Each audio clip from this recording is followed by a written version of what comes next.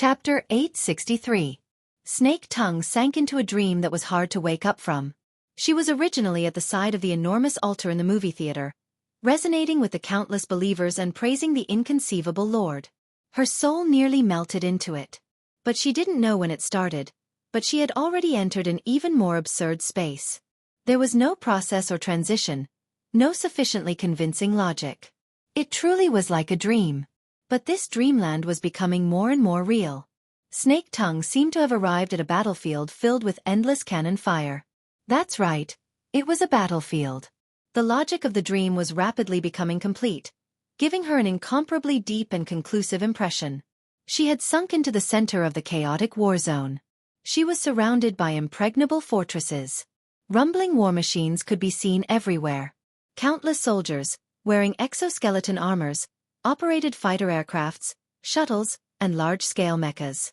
They were currently engaged in a selfless slaughter. As for their enemies, they were extraordinary life forms similar to mutants. Many of them were once elements of the movie theater in front of her. There were also some that were simply the giant bloody apes flying back and forth in the cloud world. The battle between the two sides was so intense that Snake Tongue couldn't avoid being drawn in. She couldn't even tell who was friend and who was foe. She was only driven by some unknown power. She confronted every threatening target that appeared in her surroundings and was killed. It was that simple. Snake Tongue's strength was too mediocre in this battlefield. The most frightening thing was that she couldn't keep up with the rhythm of the war. As a cursemancer, she wasn't used to this kind of chaotic, intense, and tornado-like killing situation. It was as if she had sunk into an enormous meat grinder. The gaps she could survive through were narrow and cramped. The slightest bit of carelessness would cause her to be crushed into meat paste. After the pain of death passed, she would be reborn in a different location on the same battlefield and once again sink into an endless battle.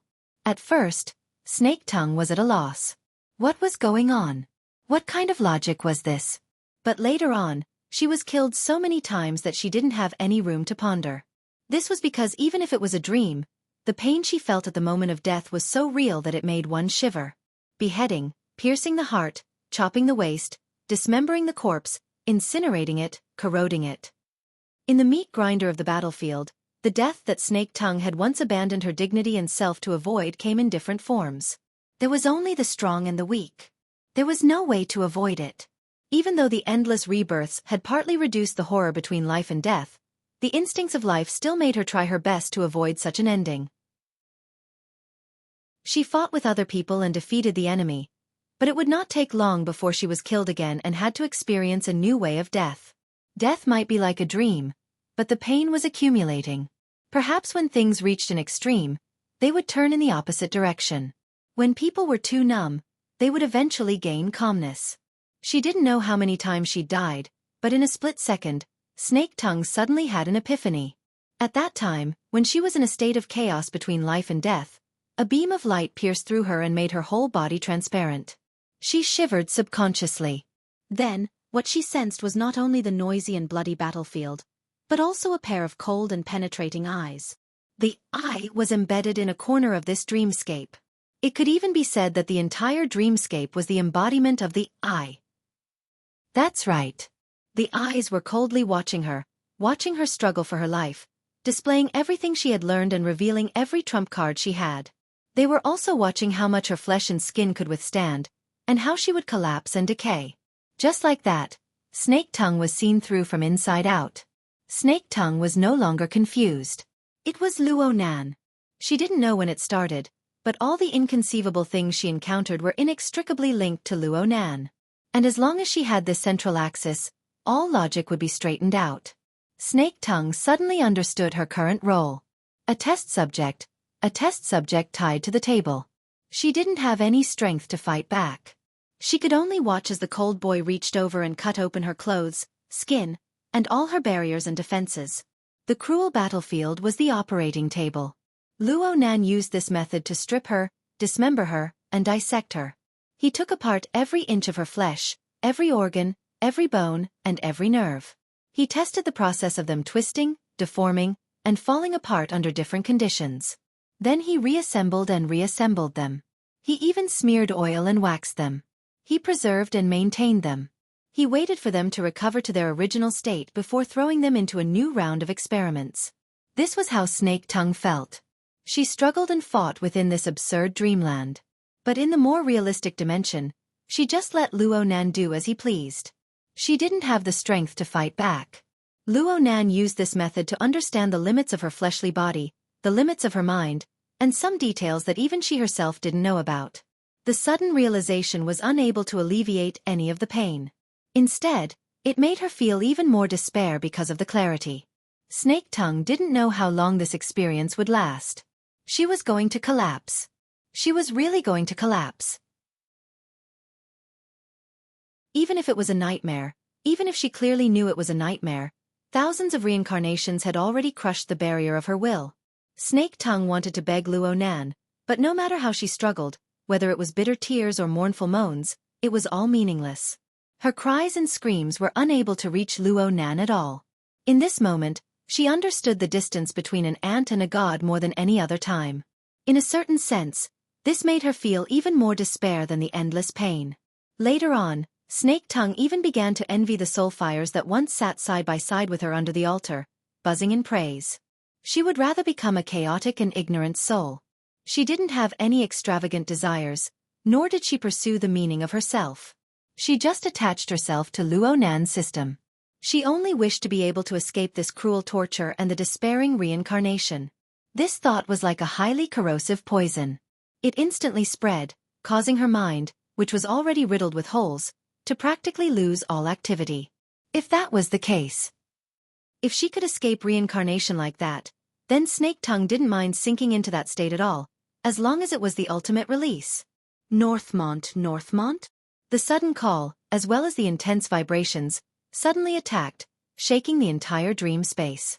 It felt very violent. Snake Tongue wasn't angry at all. On the contrary, her mind was gushing with positive emotions. This was the feedback she had been begging for a long time. Finally, someone responded to her, called out to her, treated her as a normal person, a life on the same level. This scene was like someone tossing a lifeline to her when she was about to drown in deep water without a speck of light. No matter who it was, Snake Tongue would do her utmost to reach out and grab it, struggling upwards. A second later, the barrier between dreamland and reality shattered with a rumble. Snake Tongue suddenly opened her eyes. What entered her eyes was dusky darkness, followed by a chaotic burst of colorful light. Countless complex remains of the barrier were mixed within. The elements of reality and unreality were mixed together, forming an inexplicable flood of information. It crushed through the depths of her brain and heart. After no less than 5 seconds, Snake Tongue found her own logic. She was finally able to clearly distinguish the blurry silhouette of Yin Lu in front of her. In the next 3 to 5 seconds, she could feel the touch of the tatami beneath her, the structure of the wall behind her, and the sound of flowing water in the outer layer. Numerous layers of innumerable details gradually formed an incomparably solid existence in her mind and around her body. The familiar yet unfamiliar world of reality was like a sturdy escape pod. It firmly protected Snake Tongue inside, isolating her from everything in her dream. It was only at this time that Snake Tongue was able to clearly feel the situation of her body. She was completely drenched, both inside and out. Sweat soaked through her clothes, and the tatami beneath her was also soaked. She was already showing slight signs of dehydration. In the darkness, she didn't even know if she was bleeding or sweating. Her complexion was probably terrible. Otherwise, Yin Lu, who had a normal relationship with her, wouldn't reveal such a worried expression. "Are you all right? You?" Snake Tongue originally wanted to say, "Don't tell me you didn't have that experience." Just as this thought arose, she suddenly stared blankly. What had she just experienced? Snake Tongue's memories abruptly turned chaotic. A certain dreamlike memory that caused her to feel fear and despair blurred at an astonishing speed. No matter how she tried to trace it back, she could only recall a rough layout at most. In her dream, there seemed to be a fortress where soldiers were stationed, a cloud that swallowed and spat out mutants, and a lava mountain range that was like a blood prison. They existed together, but they also conflicted with each other. Together, they constructed a chaotic world. As for herself, she seemed to be trapped inside. She had experienced a past she couldn't bear to recall. As for the concrete details of the process, she couldn't remember them. The injury that might have existed was buried deep within that chaotic dreamland world. It also sunk into the depths of her heart. No matter how she pondered over it, it was difficult for it to stir up great waves. The only thing she could be sure of was this. What had she really experienced? Oh, there was also that Yinlu probably didn't have such an experience. Jealousy involuntarily rose in Snake Tongue's heart. Yet, she still had to thank Yinlu for waking her up from that mysterious and terrifying nightmare. Her chaotic and complicated thoughts tangled together, causing her to be sluggish and dazed for a time. Of course, Yinlu could see that Snake Tongue's current state was terrible. That was rather strange. Yinlu put herself in Snake Tongue's shoes. Although the things she had experienced were shocking, they shouldn't have caused Snake Tongue to become like this. Yinlu's thoughts spun in two circles. She analyzed the situation from her own experience and suddenly thought of a possibility. Beishan, could it be that you were disrespectful to Mr. in that sort of situation? Disrespectful. Snake Tongue subconsciously shivered. She lost control of herself and shook her head. She wanted to speak to defend herself, but she was powerless to speak. This made Yinlu even more certain of her judgment. Yinlu had worked in secret orders all year round. She had seen quite a few similar things. It had only been a dozen or so days since Snake Tongue had become Luo Nan's disciple. Even though Luo Nan had displayed deference and obedience that left her flabbergasted, it was unknown if she was unwilling in her heart. As a believer, disrespectful thoughts were ingrained in their hearts. It was fine normally, but if they were to reveal such thoughts during the state of the Great Sacrifice, even for a sect as idealistic as the Blood Flame Order, the backlash they had to endure was rather terrifying. Needless to say, Luo Nan had already displayed the clear image of a god. As the saying goes, the gods of heaven and earth are clearly visible. They cannot be slandered. Snake Tongue was extremely intelligent. How could she have made a mistake in this matter? Looking at Snake Tongue's current situation, especially her gaze, she was in a weak and sensitive state. She had avoided the extremes of numbness and despair. She might not be in too much pain, but fear was deeply rooted in her heart. She was like a dark fire in an underground coal seam. It was silent, but it couldn't be extinguished. It was unknown how it would burn for hundreds or thousands of years. She had probably been beaten quite ruthlessly. Yinlu was inexplicably proud of herself. She felt that she should say a few words of comfort and comfort. The change in her mind was quite subtle. Her wristband vibrated at this time. She looked at the caller ID. It was Alpine Rong 3. Alpine Rong 3 had been maintaining a frequency of contact with Yinlu every 2 or 3 days for the sake of discussing business. It wasn't a big deal. However, it was hard to avoid people thinking a bit more under these circumstances. Yinlu put aside the matter of Snake Tongue for now. She pondered for a few seconds, and after another vibration, she connected the call. Alpine Rong 3's gentle voice, which was quite different from his appearance, rang out. Mrs. Yin, good day. Hello, Mr. Alpine. Is there something you need? There is indeed something. Sure enough, Alpine Rong 3 called at this time to talk about the matter of registration.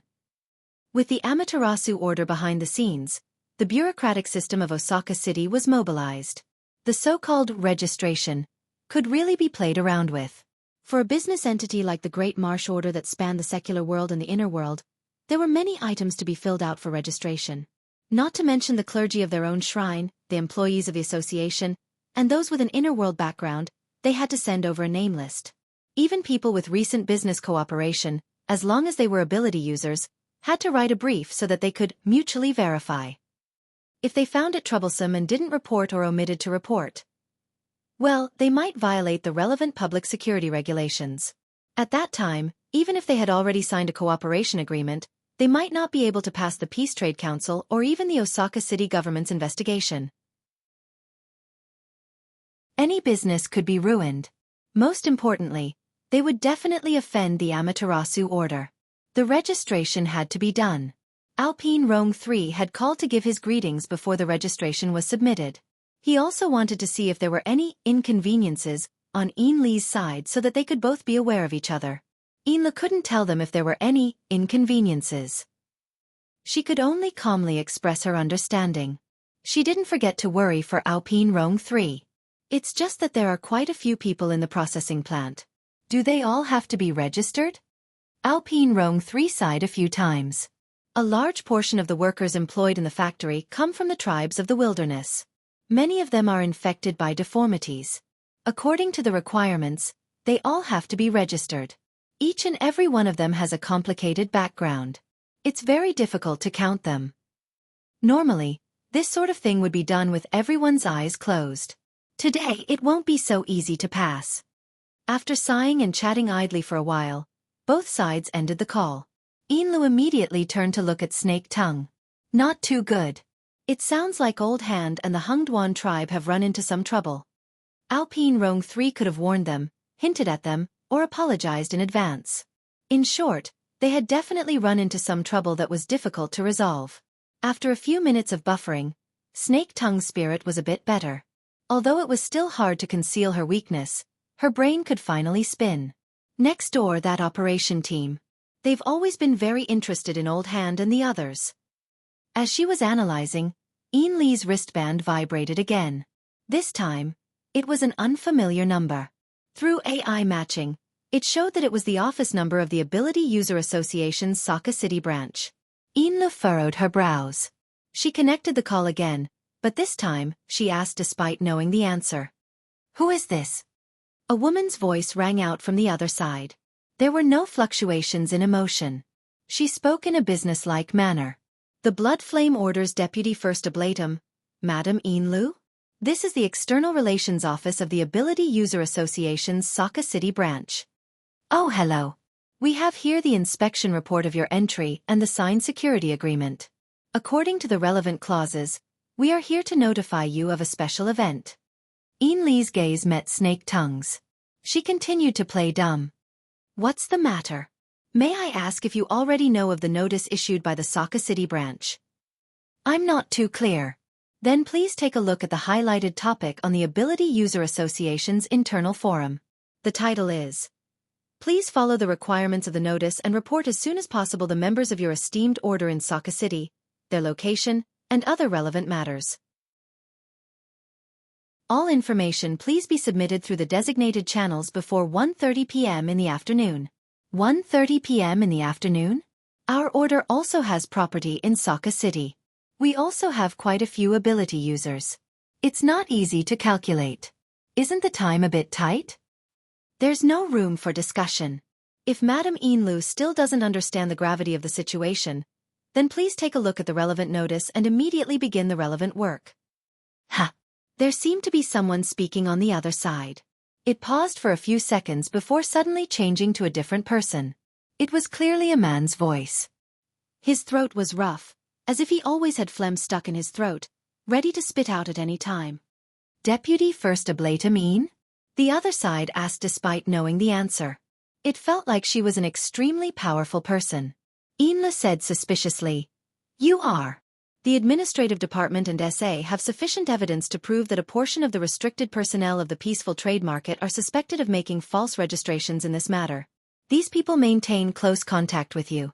In order to clear the suspicion of your order, please immediately submit the relevant information." Yinlu furrowed her brows. "I just said that the statistics are very difficult." The other side responded firmly, "If there are difficulties, then overcome them. I'll give you an hour to submit all the information before 11 a.m., or else bear the consequences." Yinlu was so angry that she laughed. This group of people from the Saka City branch were all cowards in front of the Amaterasu order. How dare they put on such a show at this time? The tone on the other side became even more ruthless. "Listen up, Saka City is not the Blood Flame Order's territory, and the peaceful trade market is even more so. You can do business if you want, but if you mix in sand, I'll make you regret stepping on this land." This didn't sound like the tone of the Saka City branch. It sounded more like a violent person. Yinla stopped laughing. "Who are you?" "A judge to confirm your crimes and hand them over to the flames of heaven to carry out the holy judgment." The other side directly cut off the communication.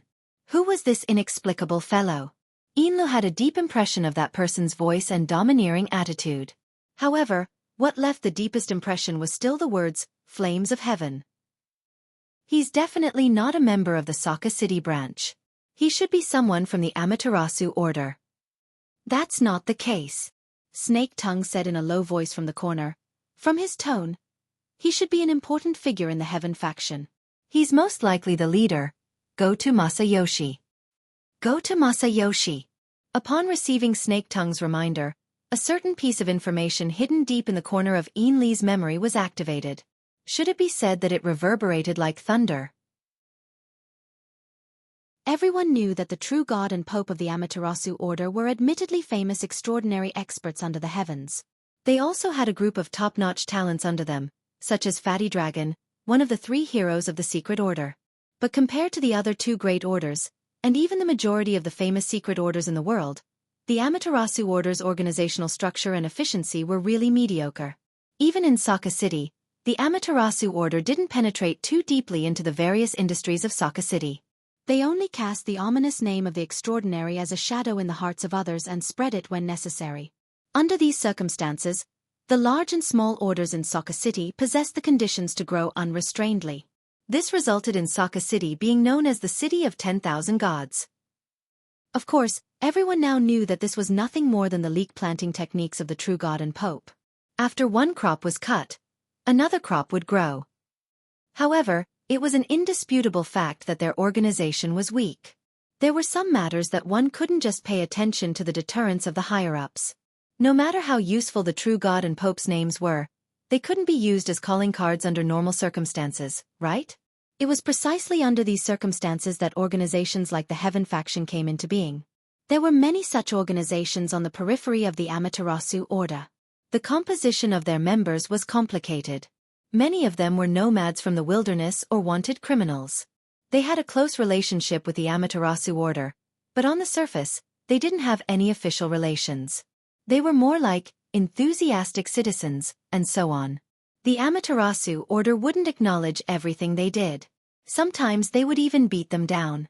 However, as long as one lived in Saka City for a long time and mingled in the inner world circles, they would understand the twists and turns involved. These XX groups, XX groups, XX groups, and so on were the hired thugs raised by the Amaterasu order. They didn't even need to give them any realistic benefits or money. As long as they lent them the tiger skin of the Amaterasu order and provided a few key people with the extraordinary power of the Fuso tree great divine treasure, as well as the true meaning of cultivation, there would naturally be countless ability users who would pounce on them like flies chasing after a smell. To be able to stand out in this group of organizations, Go to Masayoshi's Heaven faction naturally had its own extraordinary aspects.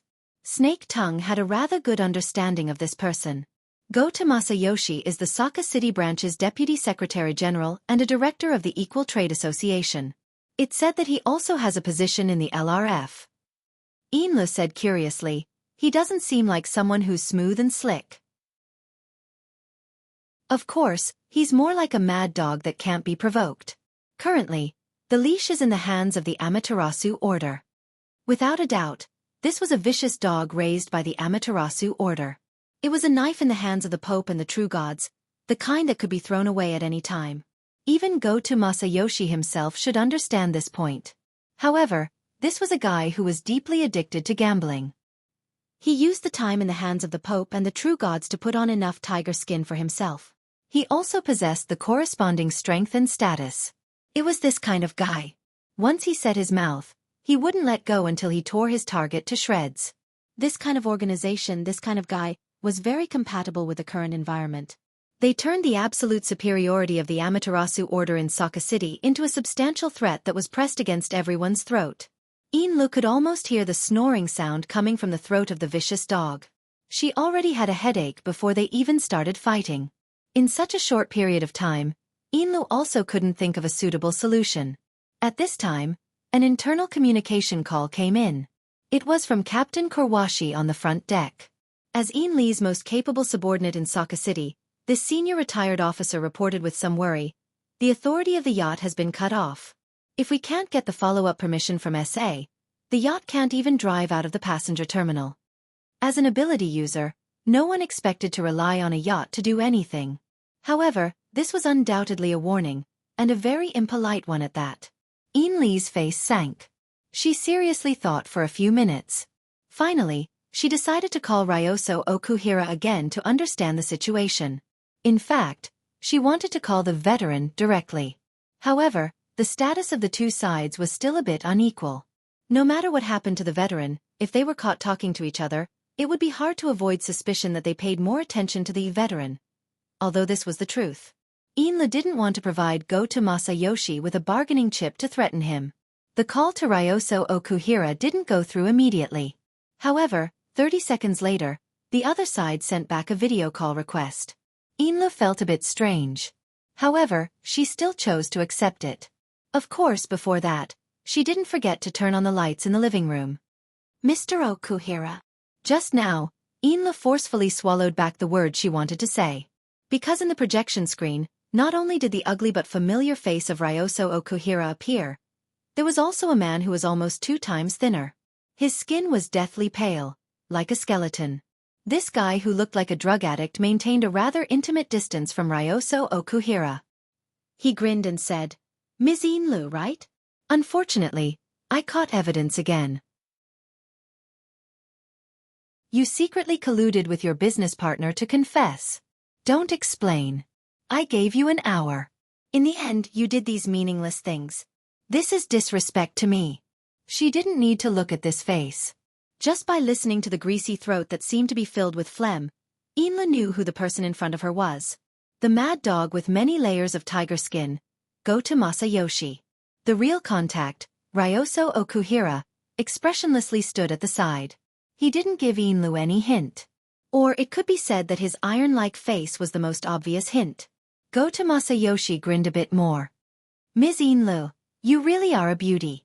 This makes my mood a lot better. I don't mean to be disrespectful. I'm just stating the truth. Otherwise, I wouldn't even say a word more. The inspection of the factory is about to be over. After solving the matter of the day's processing factory, I will continue to communicate with you. I hope that at that time, you can give me the name list of the relevant personnel. Otherwise, I will have another explanation." Inla coldly stared at Goto Masayoshi. She had already labeled him as a scum of society in her heart. However, this guy's background was really strong. Speaking up to here, Goto Masayoshi suddenly turned his face and looked outside the projection screen. "That lady, please wait." Ryoso Okuhira spoke for the first time. "Mr. Goto, this is the technical director of our factory."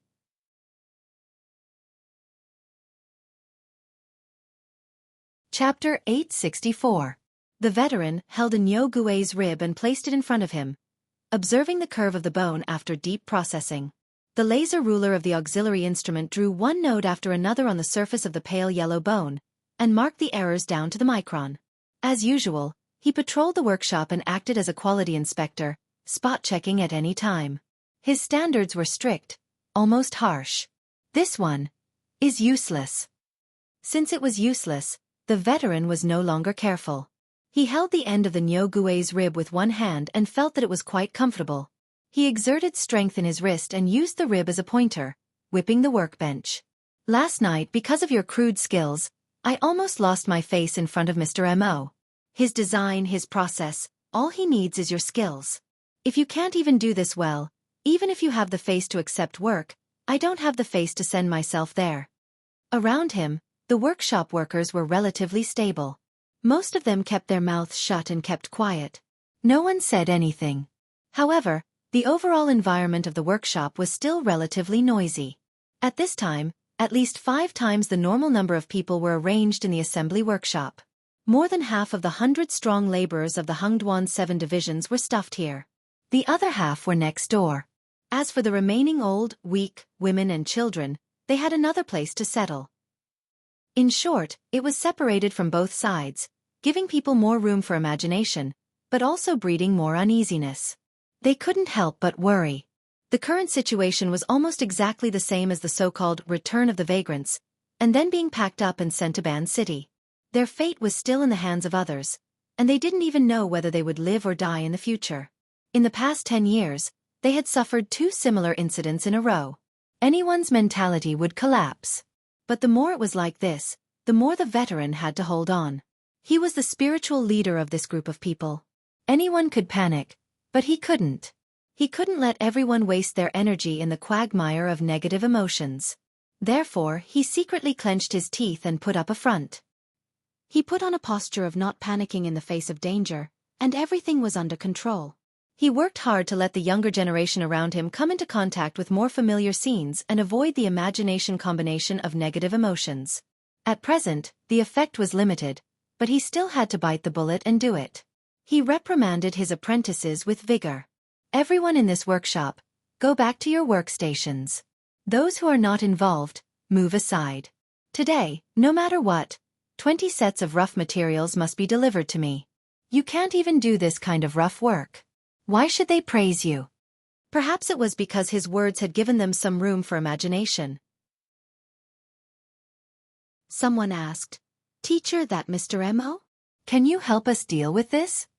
Old Han's eyes widened. What is it? What business do we have?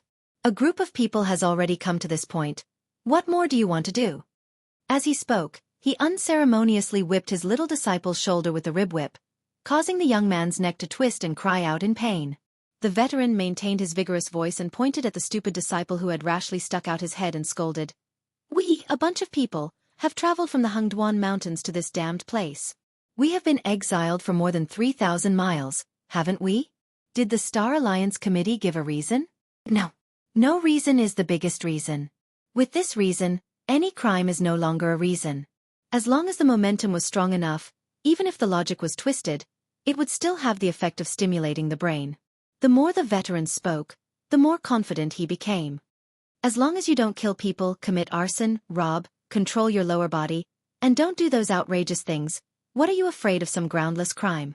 Our identity is just a stick in the hands of others, helping to beat the gongs and drums to create momentum. We just need to be stained with mud and bear some crime. We don't need to worry about lice, so what the hell is there to be afraid of? Teacher is right. Stop hitting, stop hitting.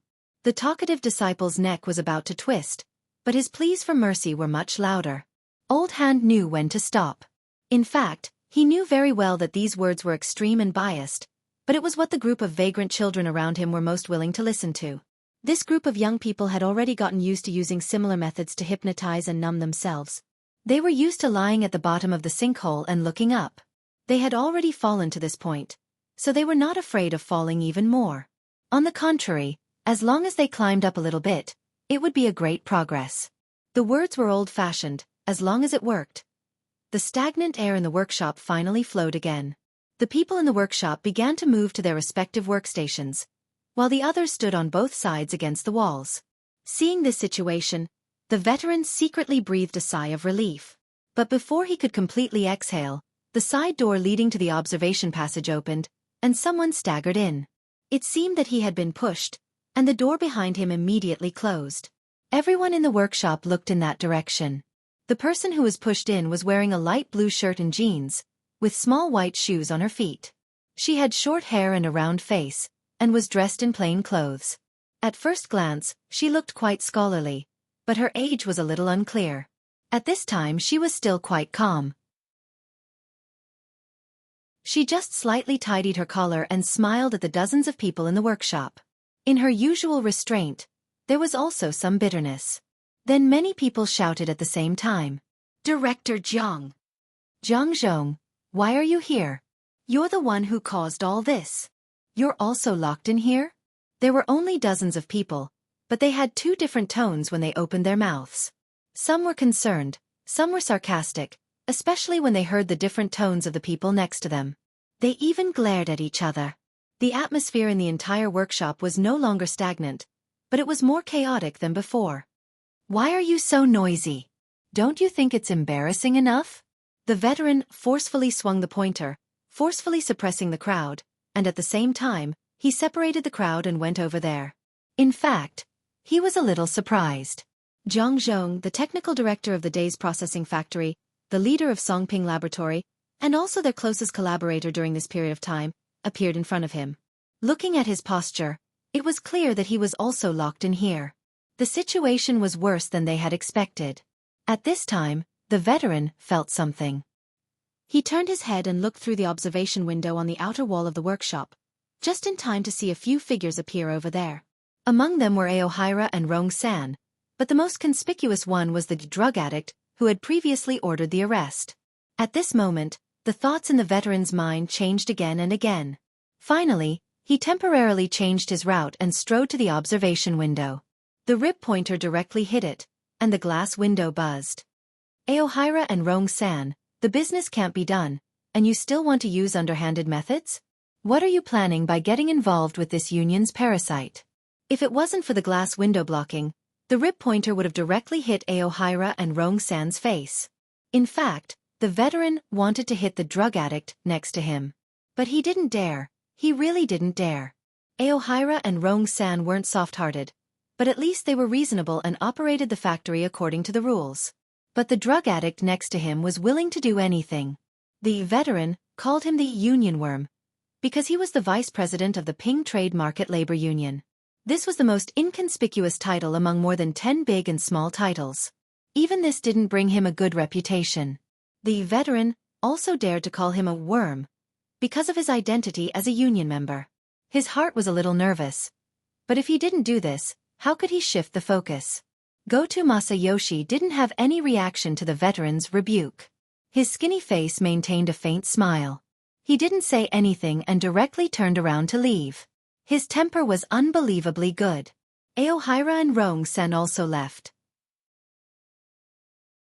From start to finish, his face was like black iron, frighteningly gloomy, but he didn't say anything. A rat in the gutter. The veteran spat resentfully. Of course he wasn't talking about Aohira and Rong-san. He also knew that to these commoners, Goto Masayoshi wasn't a rat, but a giant crocodile. Although he was hiding in the gutter, he relied on his strong background to dig out countless benefits from the dirty water, raising his body to be fat and terrifying. At this time, the veteran actually hoped that this incident was only Aohira and Rong-san's underhanded methods. That way the situation would be simpler. But this was destined to be wishful thinking. Since Zhang Zhong walked in, the veteran knew that the situation was most likely not going to be good. Thinking of Zhang Zhong, the veteran realized that the rules in the workshop that were set up with great difficulty were messed up again. A bunch of people rushed over to Zhang Zhong and asked about the situation. Due to Zhang Zhong's subtle position in this group of people, it was very easy for some excessive words to come out, and then it would become an internal argument. Is it you guys who are up to no good? What are you guys trying to do? What are you talking about? Didn't you see Director Zhang was also locked in? Master also said that it was Aohira and Rong-san. I don't think it's that simple. It might be a plot to sow discord. You can hide a nest of cow ghosts in the hole of your brain. No matter who was arguing, Zhang Zhong didn't speak again. She only slightly lowered her head and wore a slightly nervous smile, not defending herself at all. Zhang Zhong was this kind of person. Although she was leading a research team and researching a sensitive project that exceeded scientific ethics, the way she usually behaved was just like how she was dressed right now. She couldn't get rid of the ivory tower scholarly aura. The veteran had communicated with her intermittently for a few years, so he thought that his eyes were not blurry and he understood. Those watching outside temporarily left. The veteran shook the rib whip again and came back to rescue Zhang Zhong. Is this how you work during working hours? The scene was a little chaotic after all. Someone even talked back, today is Sunday. Then a series of complaints exploded. Even if there are 3 shifts, I still have a day off today. I didn't brush my teeth or wash my face, and I was carried here. Today is Mother's Day. I don't know where my mother is. Fortunately, the prestige of the veteran was considerable. The people were just saying it to vent the shock brought about by the series of unforeseen events. After the old man waved his whip a few times, the crowd slowly dispersed. Those who should go back to their workstations went back to their workstations, and those who should squat in the corner squatted in the corner. Thank you, Master Shou. Zhang Zhong thanked the veteran for helping her out. The latter wanted to sigh but forcibly held it back. With a cold old face, he signaled Zhang Zhong to go to the supervision post with him. In the end, the hearts of the people were still wavering. Be it the people on the production line or the miscellaneous people in the corner, their gazes drifted along with them. The veteran suddenly turned his head back, and his fierce gaze finally forced everyone's thoughts back. When they finally reached a relatively quiet place, the veteran could finally sigh and let out the breath he had been holding in his chest. Master Shou. Zhang Zhong wanted to say something, but the veteran stretched out his hand and stopped him. All right, don't mention anything. I just wanted to come here to catch my breath. The veteran might have put on airs in front of a group of juniors, and he also forced himself to hold his breath. It was not easy for him to have a chance to take a breather. After another minute or two of silence, the veteran opened his mouth again and said in a hoarse voice, "They shouldn't have come for us, but we just had to be caught in the crossfire." Zhang Zhong lowered his head and said nothing. Regardless of whether it was the veteran or Zhang Zhong, both of them had some private matters that could not be exposed to the public. If it was possible, they did not want to be exposed under the spotlight. However, regardless of whether it was the small migrating tribe led by the veteran or Zhang Zhong, the technical director, they did not have the ability to struggle out of the whirlpool. They had no choice. What could they do? The veteran could not help but ponder. We are fish in the crossfire. Where is the city gate? Before he could figure out a reason, the small door leading to the observation passage opened again. This time, it was not the weak technical director who came in, but the ruthless, violent people of society. "Shou Xiong, you hidden cultist, come and confront us." "And this? Zhang Zhong. His name is strange. He is most likely an accomplice. Take him away too." Before the veteran and Zhang Zhong could react, 7 or 8 people had already rushed forward and surrounded them. They put on nylon ropes and dragged them away. The assembly workshop was in an uproar. At this moment, no one cared about discipline or workstations anymore. Dozens of young and strong laborers rushed forward, and it looked like a fight was about to break out. Not good. At this moment, the veteran's body was being pushed, but the sharp alarm in his head was not at all. This kind of scene was clearly aimed at intensifying the situation. At this moment, although the veteran's body was covered in the middle by the burly, violent people of society, his figure could not be seen, but a hoarse voice rose up. "Rough, 20 sets of rough. No matter what, make them today. If you can't make them, then you are not worthy of being the men of Hengduan Mountain." Such a scene, such words were extremely absurd, but it was this absurdity that made the hot-blooded young and strong men stunned. At this moment, the veteran struggled with all his might, but it was not to break free from the restraint. Instead, he exploded with brute force and forcefully brought 2 or 3 men beside him out of the door and into the observation passage. Right here, on the side of the thick wall that could not be seen from the workshop, dozens of armed people with electric batons and anti-riot guns were already ready to go. At the end of the observation passage, Okairu Rongzhou and Gota Masayoshi both stood there. "Okairu Rongzhou, you despicable person, you dare to use a gun." The veteran's eyes were about to pop, and his throat was already hoarse from shouting, not only to the manipulator behind the scenes, but also to the hot-blooded young people in the workshop. The uproar in the workshop somewhat stagnated. At the other end of the passage, Okairu Rongzhou was expressionless, but in his heart, he clearly knew who the veteran's burst of hatred was directed at. What a ruthless and experienced person. Gota Masayoshi praised at the side, then turned into the disinfection passage leading to the exit. Okairu Rongzhou looked at the veteran again from afar, and followed behind. After a few steps, he finally could not help but say, "Mr. Goto, you can withdraw your people." "That's fine. Maybe there are still people who can't think things through?" It looked like Gota Masayoshi had made up his mind to explode a bomb for fun. Okairu Rongzhou even wanted to bring out the boldness of the Vanguard captain back then, and smash a fist into the back of this guy's head, but in the end he still clenched his teeth and endured, and followed up. "Mr. Goto, Shuo is a vagrant. Even if his faith is chaotic and out of line, it is still pardonable. As for Director Zhang, she is a high-level talent we hired, and usually only buries herself in research."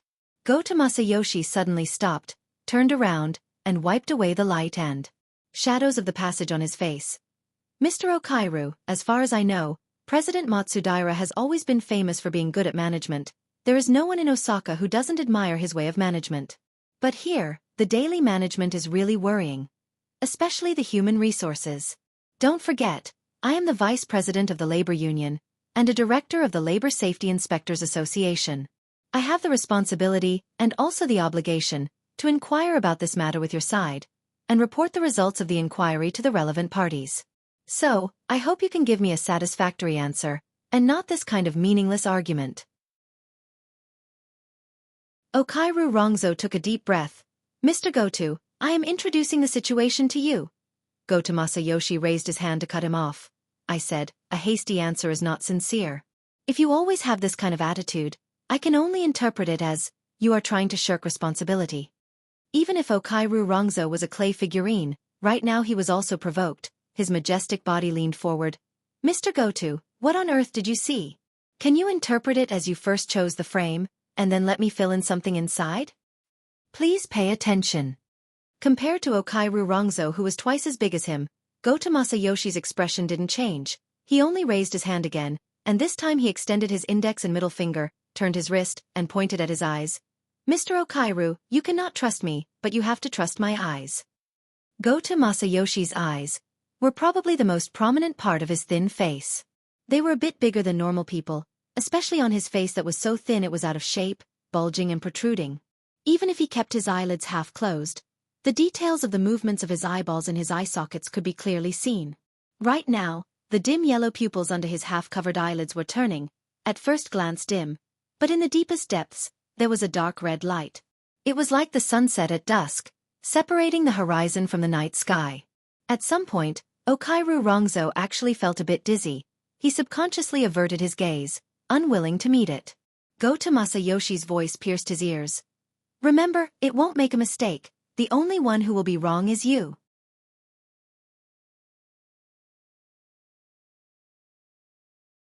Chapter 865. In the end, Old Hand and Jiang Zhong were taken away by Goto Yoshitomo. Okuhiri Rongzo couldn't get away either. He was sitting in a car right now. Then Goto Yoshitomo and his group went to the passenger terminal. Aside from sitting in his own car, there seemed to be no difference between him and Old Hand. President, I'm very sorry. Okuhiri Rongzo finally dialed the number. He was already prepared to bear the wrath of Matsudaira Yoshio. Okuhiri Rongzo believed that this was the correct judgment. This involved the current background of Osaka City. If he forcefully stood out at this time, it would only bring about a calamity, whether it was for himself or for the Great Zei Order. According to Goto Masayoshi's words, the soul cult has already been determined to be an illegal cult, and Veteran is an important contact for the soul cult in Ban City. And recently, Veteran has already formed an economic relationship with Jiang Zhong, cooperating to purchase the shares of a processing factory. He believes that under the premise that we clearly have a better way to make money, discussing the purchase with Veteran is suspicious of us transferring benefits. Moreover, there are so-called upper echelons of the Blood Flame Order involved in this. The Blood Flame Order is a greater suspect in the assassination of the Soul Order in Xia City. They may also be in cahoots with the Soul Order. Therefore, he wants us to confront Mr. M.O. and the others of the Blood Flame Order. He even wants us to go to a location on the lake that is suspected to be a stronghold of the Soul Order. Strangely, Matsudaira Yoshio didn't get angry. He faced the troubles of the processing plant and the encounter of his close friend Jiang Zhong with inconceivable calmness. It sounded like he was more interested in Goto Yoshitomo. Is that so? It seems that the clues are complete. Even if his reasoning is arbitrary, it has basically achieved a closed loop. He finally found an opportunity to binge. What does the president mean? He's coming for us. While carrying out the mission, he's filling his stomach. Matsudaira Yoshio was so calm that it seemed like he was talking about other people's business. If he's going to be used as a vicious dog, his stomach needs to be hungry. If he's going to be used as a knife, he needs to be sharpened before the battle. This way, his bite will be deeper and the knife will be more ruthless. He's starving right now. If he doesn't find food, how can he prop up his skin and bones? Aohei Rong-san could more or less understand Matsudaira Yoshio's meaning, but compared to Goto Yoshio's usual methods and behavior, other than the appearance of a drug addict, there was no connection between him and hunger and torture. Suppressing the doubts in his heart, Okurin Rong-san voiced out his greatest worry. If that's the case, the possibility of today's matter being reduced to a small matter doesn't exist. Sea, land, and air attacked, and the center of focus was the yacht on the shore. As for the yacht, near the shore, more than 10 strong sailors stood in a row, their backs against the almost 10-meter-high hull, and their momentum was not inferior. This scene seemed to be rounding up some criminal, but it seemed to make sense to change the position. Aohei Rong-san, of course, knew the background of both sides. Not to mention the group of people on the shore, some of the important figures in the Heavenly Council still had a lot of opportunities to show their faces in the peaceful trade market and even in Ban City. As for the yacht that was stuck in the berth, It was sold from his hands to the Blood Flame Order 2 weeks ago, in exchange for some working capital. Now, even the name on the paint on the side of the yacht had not changed. Goto Yoshio's eyelids drooped, half covering his protruding eyes, and sighed with emotion. People now are not like in the past, they all have to hit their heads and bleed before admitting to their debts. Aohei Rongsan really wanted to tell him that if people in this world were like meat and bones, then what was the meaning of the Heavenly Council? Thinking about this, Goto Yoshio understood this logic better than anyone, so he just sighed with emotion and waited for someone. Goto Yoshio? A somewhat stiff tone sounded from the side of the parking space. A dark-faced man in a standard combat suit strode over. Compared to the violent people in the distant confrontation area, he had the same sturdy physique and the same combat suit. When this man wore it, he looked quite formal, but no one knew where he came from. Goto Yoshio did not get angry because of the other party's impolite way of addressing him. Instead, the smile on his thin face became clearer. Captain Jimmy? The black-faced man smirked towards the standoff area. You did this? When I flew back, I thought we could start the war, but it turned out to be this kind of scene. The police, SCA, and even the band city branch could all go. Why did you let these unruly guys come? No, we first need to observe. Facing this rather arrogant captain, Goto Yoshio was still neither hurried nor slow, only opening his mouth and laughing. My mission is to observe, and observation requires different situations and conditions. If both sides are law-abiding citizens, and everything is done according to the rules, what's the meaning? Oh, that's a good reason. Captain Jimmy could see that Goto Yoshio was purposely trying to intensify the situation. This was in line with his expectations, but he still made some minor corrections. He directly reached out and without any regard for himself, grabbed Goto Yoshio's shoulder, and pushed this observer forward. What you need is to observe up close. Goto Yoshio did not resist, only the corner of his mouth twitched. Yes, if I want to upgrade, I need you guys to do it. Believe me, I can't wait. An evil dog that had not eaten its fill, a sharp knife that already couldn't wait.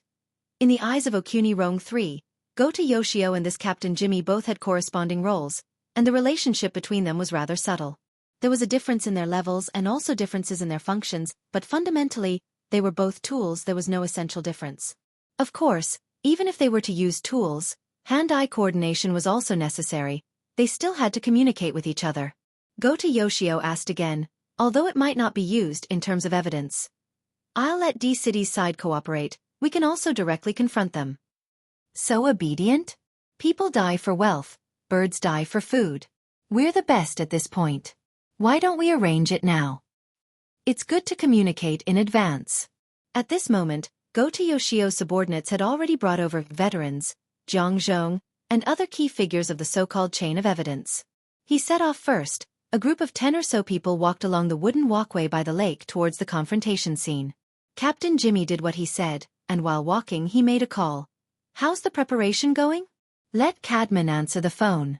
Speaking of which, the speed of changing people over there was a bit slow. Captain Jimmy didn't speak for a long time. Okuni Rong 3 finally felt that something was wrong, and turned his head to look, only to see that Captain Jimmy's face was dark, and his eyes turned back from the empty state of long-distance communication, focusing on one point. At the point of focus, which was the shore of the lake they were about to pass by, sat a person on a thick short metal pillar that was part of the fence. That person didn't have too many characteristics that could be remembered.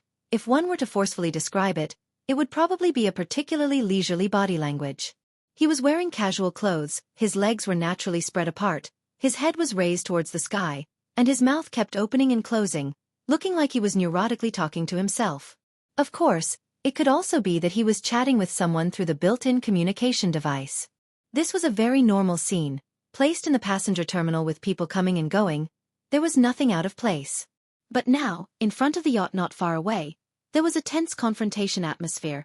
Separated by less than 30 meters, this gentleman's performance seemed somewhat out of place.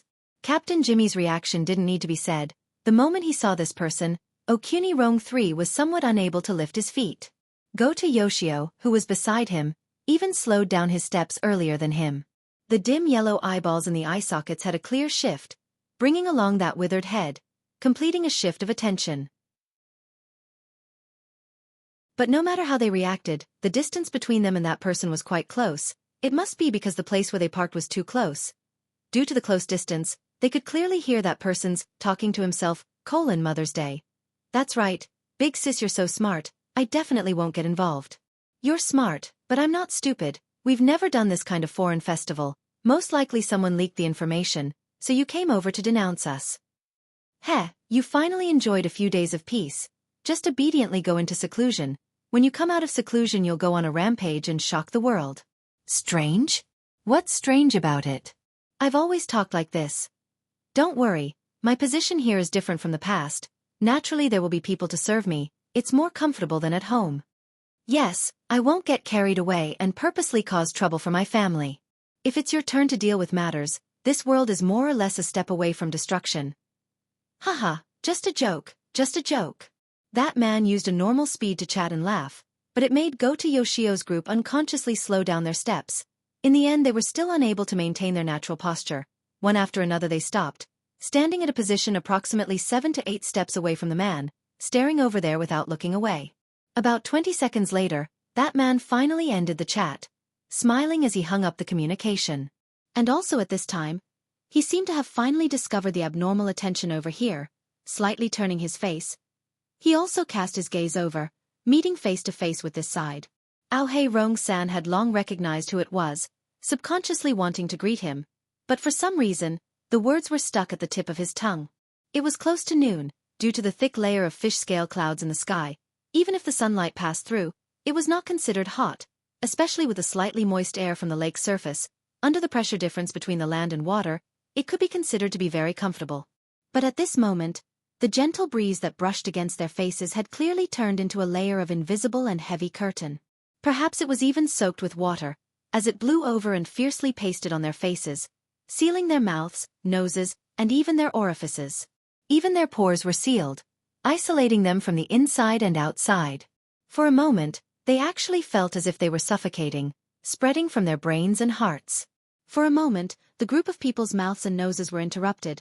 As for the rest, nothing happened after that, only the gentle breeze, with the water vapor on the Beishan Lake, neutralizing the heat of the noon sun, fresh and pleasant. At this time, the veteran who was caught in the crowd finally saw the person on the shore of the lake.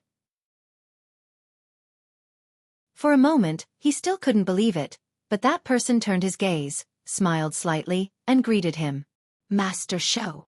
In the heart of the veteran, the emotions of hesitation and surprise pushed back and forth. A voice came up to his throat, and he blurted out, Emo? Mr. Emo. The man smiled again. Those things I want, I hope they don't delay the work. In the factory, they are still working. The veteran clearly knew that the atmosphere at the moment was delicate and tense, like a pile of gunpowder that was constantly being compacted and could explode at any time. But his sharp temper, which had been honed in the wilderness for decades, also came out at this time. We don't have anything that's fake. It's all hammered out, so it's definitely real. That's good, I'm counting on it. Chatting with the veteran as if there was no one else around, under the gaze of many people, Mr. Mo's gaze again turned to Zhang Zhong in the crowd, stopped for a few seconds, then lowered his head again, and beat his thigh, as if to get rid of the invisible fatigue. Also at this time, there was a sudden commotion at the confrontation scene not far away. Over there, the densely packed group of violent people suddenly opened a gap, as if someone came out. But in the end, what passed through the gap of the crowd was only an empty electric wheelchair. From the analysis of the gradually approaching noise, the electric motor of the wheelchair seemed to be not working. Only God knows where it came from. Along the way, the aggressive members of the Heavenly Council looked at this thing pass by like idiots, and not a single one of them reached out to stop it. A few seconds later, the electric wheelchair that had already lost half of its functions obediently stopped next to Mr. Mo. The latter slowly stood up, leisurely moved up, and then adjusted his sitting position before letting out a long breath. His gaze moved to Masayoshi face, and met with his dim yellow pupils. The swelling of Masayoshi eyeballs was even more obvious. The pupils did not move, but there were layers of dark light, intersecting and blending in the depths. Mr. Mo blinked and praised. Your eyes are not bad. I feel that they are even better than mine. That tone of voice was like meeting an acquaintance on the road, asking where he bought the sharp goods on him, and how much it cost. And also while speaking, in front of Mr. Mo's left eye, a monocle appeared out of thin air, floating in front of the eye socket, reflecting the sunlight, covering half of the pupil's color.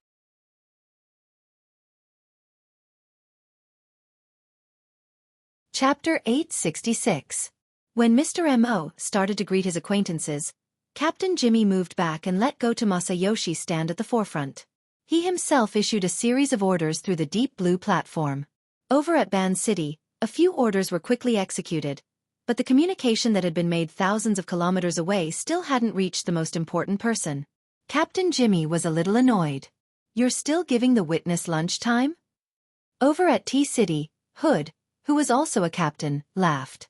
"Sorry, he's a greedy hyena. Once he smells blood and flesh, he always wants to take a few more bites. This is his old nest, and he always forms groups. How annoying. Now that the negotiation of the agreement is coming to an end, we want to wait for him to sign before connecting the call to prevent new situations." "Sign, huh? Do we need to find a lawyer for him?" "Prepare yourself, and there are 2 of them. The other ability user associations and veterans associations have about a squad of witnesses. You said you wanted to make it an ironclad case." Jimmy was speechless. He admitted that he had originally set up this line to cause trouble for the nominal supervisor, Bai Xinyan, so he had taken a more righteous path. But now the situation had changed. "Listen, Hood, don't talk nonsense now. I just want to know how long it will take to sign. Be more precise." "Oh, let me calculate. Probably soon." "If he talks as much nonsense as you when testifying, I swear I'll slit his throat." "Aha, I can do it for you. I've had enough of him these few days anyway." The 2 captains reached an agreement from thousands of kilometers away. Captain Jimmy then passed the information to go to Masayoshi through the preset channel. The latter didn't respond, as if he was focusing all his energy on communicating with Mr. Mo. Go to Masayoshi's eyes were still locked with Mr. Mo's monocle. The thin skin on his skeletal face trembled slightly as he maintained his chatting posture. "Your monocle is also not bad. It's formed directly from water molecules, right? As far as I know, the only thing in the world that can directly form molecular structures is the dripping sword. To be precise, it's the condensation ring. The secret skill that Her Majesty Empress Wu released in the headquarters RT-8313 mission attachment 2 is indeed the dripping sword, but there are 6 basic structures hidden in it. The only one that truly has the effect of mobilizing water molecules is the condensation ring, which is also the most valuable one." The topic suddenly changed. Regarding this, the different observers at the northern mountain lake and even further away all had their own judgments. "Mr. M.O.? The inner world has never heard of any Mr. M.O. On the private airship, an efficient monitoring system was transmitting the situation of the lakeside to them at the same time. There were only a few spectators, but they were all very important. After returning to Osaka, the sickly Tamagawa Aishuk unconsciously straightened his back. He was very interested in this character. Of course, part of the reason he had suddenly roused his spirits was that the Pope had already cut off communications and had not yet suppressed him. "The condensation ring, Mr. M.O. The connection between these 2 isn't clear. He looks like a good teacher." Tamagawa Aishuk stared at the monitor screen, watching the 2 people discussing the condensation ring. The more he listened, the weirder he felt.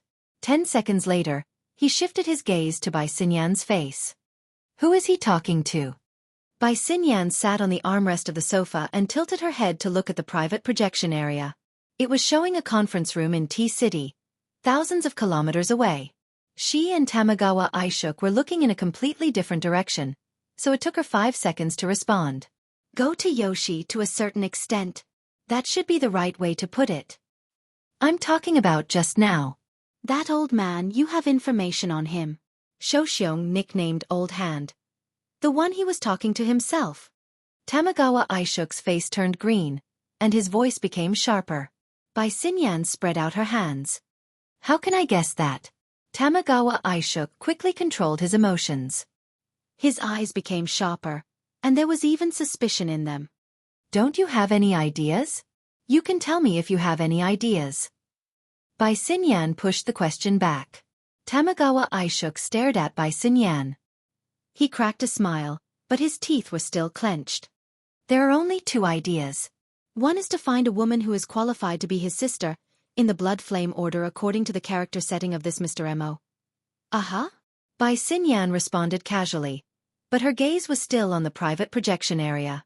In the conference room in T-City, the two rows of negotiators had already started shaking hands, as if they were having a formal business negotiation. Actually, there was no difference. Tamagawa Aishuk's face turned red again, and he unconsciously raised his voice. The other one is to expand the scope a little, and search for people that we know and don't know, people who have a sister in the inner world. Oh, that's a lot more troublesome. It's just a screening condition. Tamagawa Aishuk's fingers twitched, as if he was really going to give the order.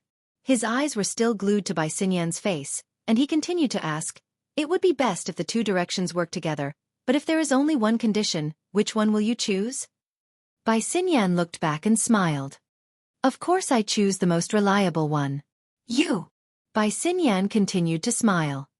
"Right now, we can't avoid making guesses, but our guesses are all inconclusive. Why don't we continue looking?" As she spoke, she moved her hand, and the private projection area was placed in the main projection area of the room, side by side with the surveillance footage of the North Mountain Lake.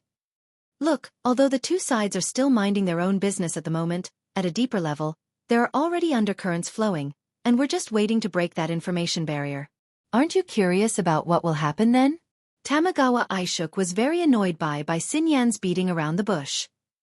What's the point of finding a witness to identify him? Whether the identity of Mr. Mo is real or not, whether his relationship with the Blood Flame Order is shallow or deep, who cares?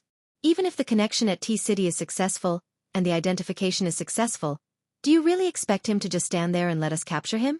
Instead of playing this kind of detective game, why don't you let your team of subordinates directly take action, and Goto Masayoshi will be able to see more things. Captain Jimmy needs a key to open his own weapon box, and always stand on the side of morality. This is a rare quality for frontline personnel. Bai Xinyan seemed to be completely unaware of the twists and turns of the plot. She displayed the bearing of a superior, but quickly changed the topic. "Mr. Yuchuan, is it really okay for you to make your contempt for the Blood Flame Order so obvious?" Tamagawa Aishuk sneered. "Stray dogs, rootless duckweed, even if I want to pay attention to them, it depends on whether they can handle it." Bai Xinyan was not in the position to defend the Blood Flame Order, she only shrugged. "We still have to respect the judgment of the frontline personnel. Even if there really is a problem, this is not an intercontinental airship, and the distance is so close, are you afraid that we won't be able to react in time?" Tamagawa Aishuk's slightly flushed face was now whitened, and his straight back collapsed. The scene fell into a deadlock, awkwardness, and some kind of doubt that was not fully displayed. Under such an atmosphere, there was finally a change at the passenger terminal. Goto Masayoshi broke away from the strange state of looking at the monocle and chatting around the condensation ring, and entered the main topic. "Mr. M.O. of the Blood Flame Order. You can call me that. What's your full name? Position in the Blood Flame Order?" Goto Masayoshi gradually increased the pressure, also closely watching the reaction of Mr. M.O., relying on the special structure of his eyes. He was equivalent to a human-shaped lie detector, able to monitor the breathing, pulse, skin moisture, and so on of the target in detail. But Mr. Mo's cooperation was obviously not enough. "This is an interrogation? If you can't find a more suitable term, you can temporarily say it like this.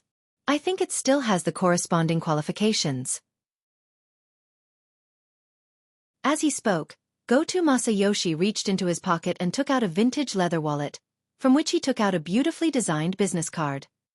There are a lot of titles on it, but there is a higher probability of finding a position corresponding to the interrogation from it. Sakura Officials, Ability User Association, or something else. These are all fields that I am good at. Mr. M.O. didn't intend to take it. He just narrowed his eyes and slightly raised his head to look at the still dazzling edge of light in the gaps of the thick fish-scale clouds. "Mr. M.O.? I think no matter how dazzling your titles are, they can't compare to today's sun. I don't like this weather, and I don't like you either. Only this pair of eyes is a little more interesting."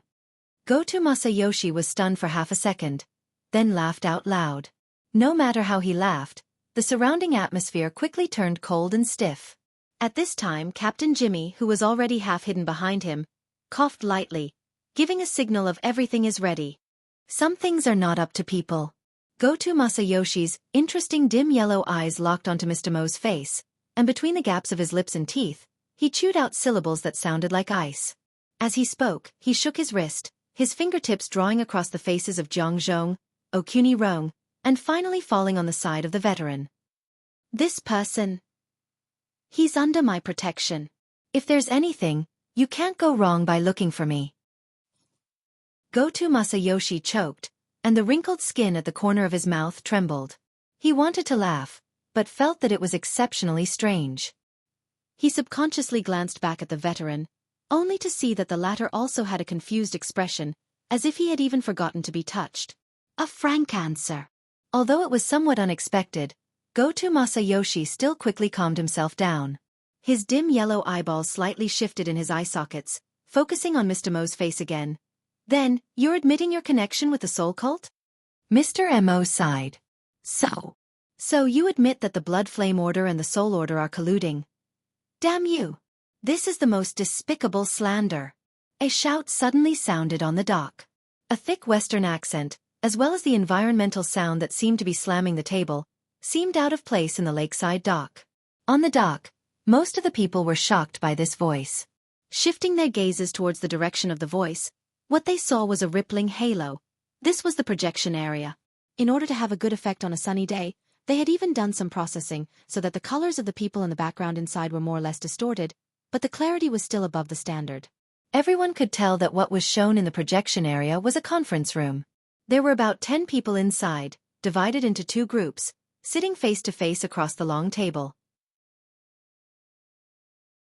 There were all kinds of hair colors, eye colors, skin colors, and all kinds of skin. Their body language was uniformly relaxed. There was only one person who had just stood up from the main seat of the conference table. His expression was sullen, and he even waved his arm, to the point that the corner of his suit was lifted. It felt like he was walking with the wind as he walked towards the direction of the camera. Hasty judgment. Ridiculous accusation. You guys made a long-distance connection just to let me see this? The angry man's camera sense was very good. The position where he stopped at was just right, giving the audience here a sense of oppression, but also not causing his face and figure to change. Speaking of which, he had a great figure. Wearing a casual suit, matching with his deep and upright face, as well as his slightly slovenly brown beard, he had the air of a celebrity, a person who could easily leave a deep impression on others. Being scolded by such a person, Go-To Masayoshi's tolerance seemed to have increased. His expression didn't change at all, his gaze still fixed on Mr. Mo's face, not even blinking. On the other hand, Mr. Mo was a little curious about the newly appeared projection character. Shifting his gaze, he turned around in the projection area, and also made eye contact with the angry man opposite him. The angry man made an immediate reaction.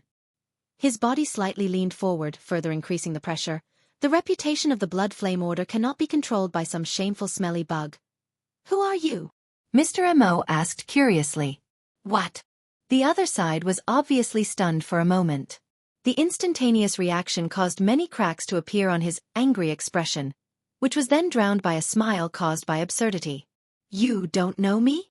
Mr. Mo leaned back on his wheelchair, slightly tilting his head and curling his lips.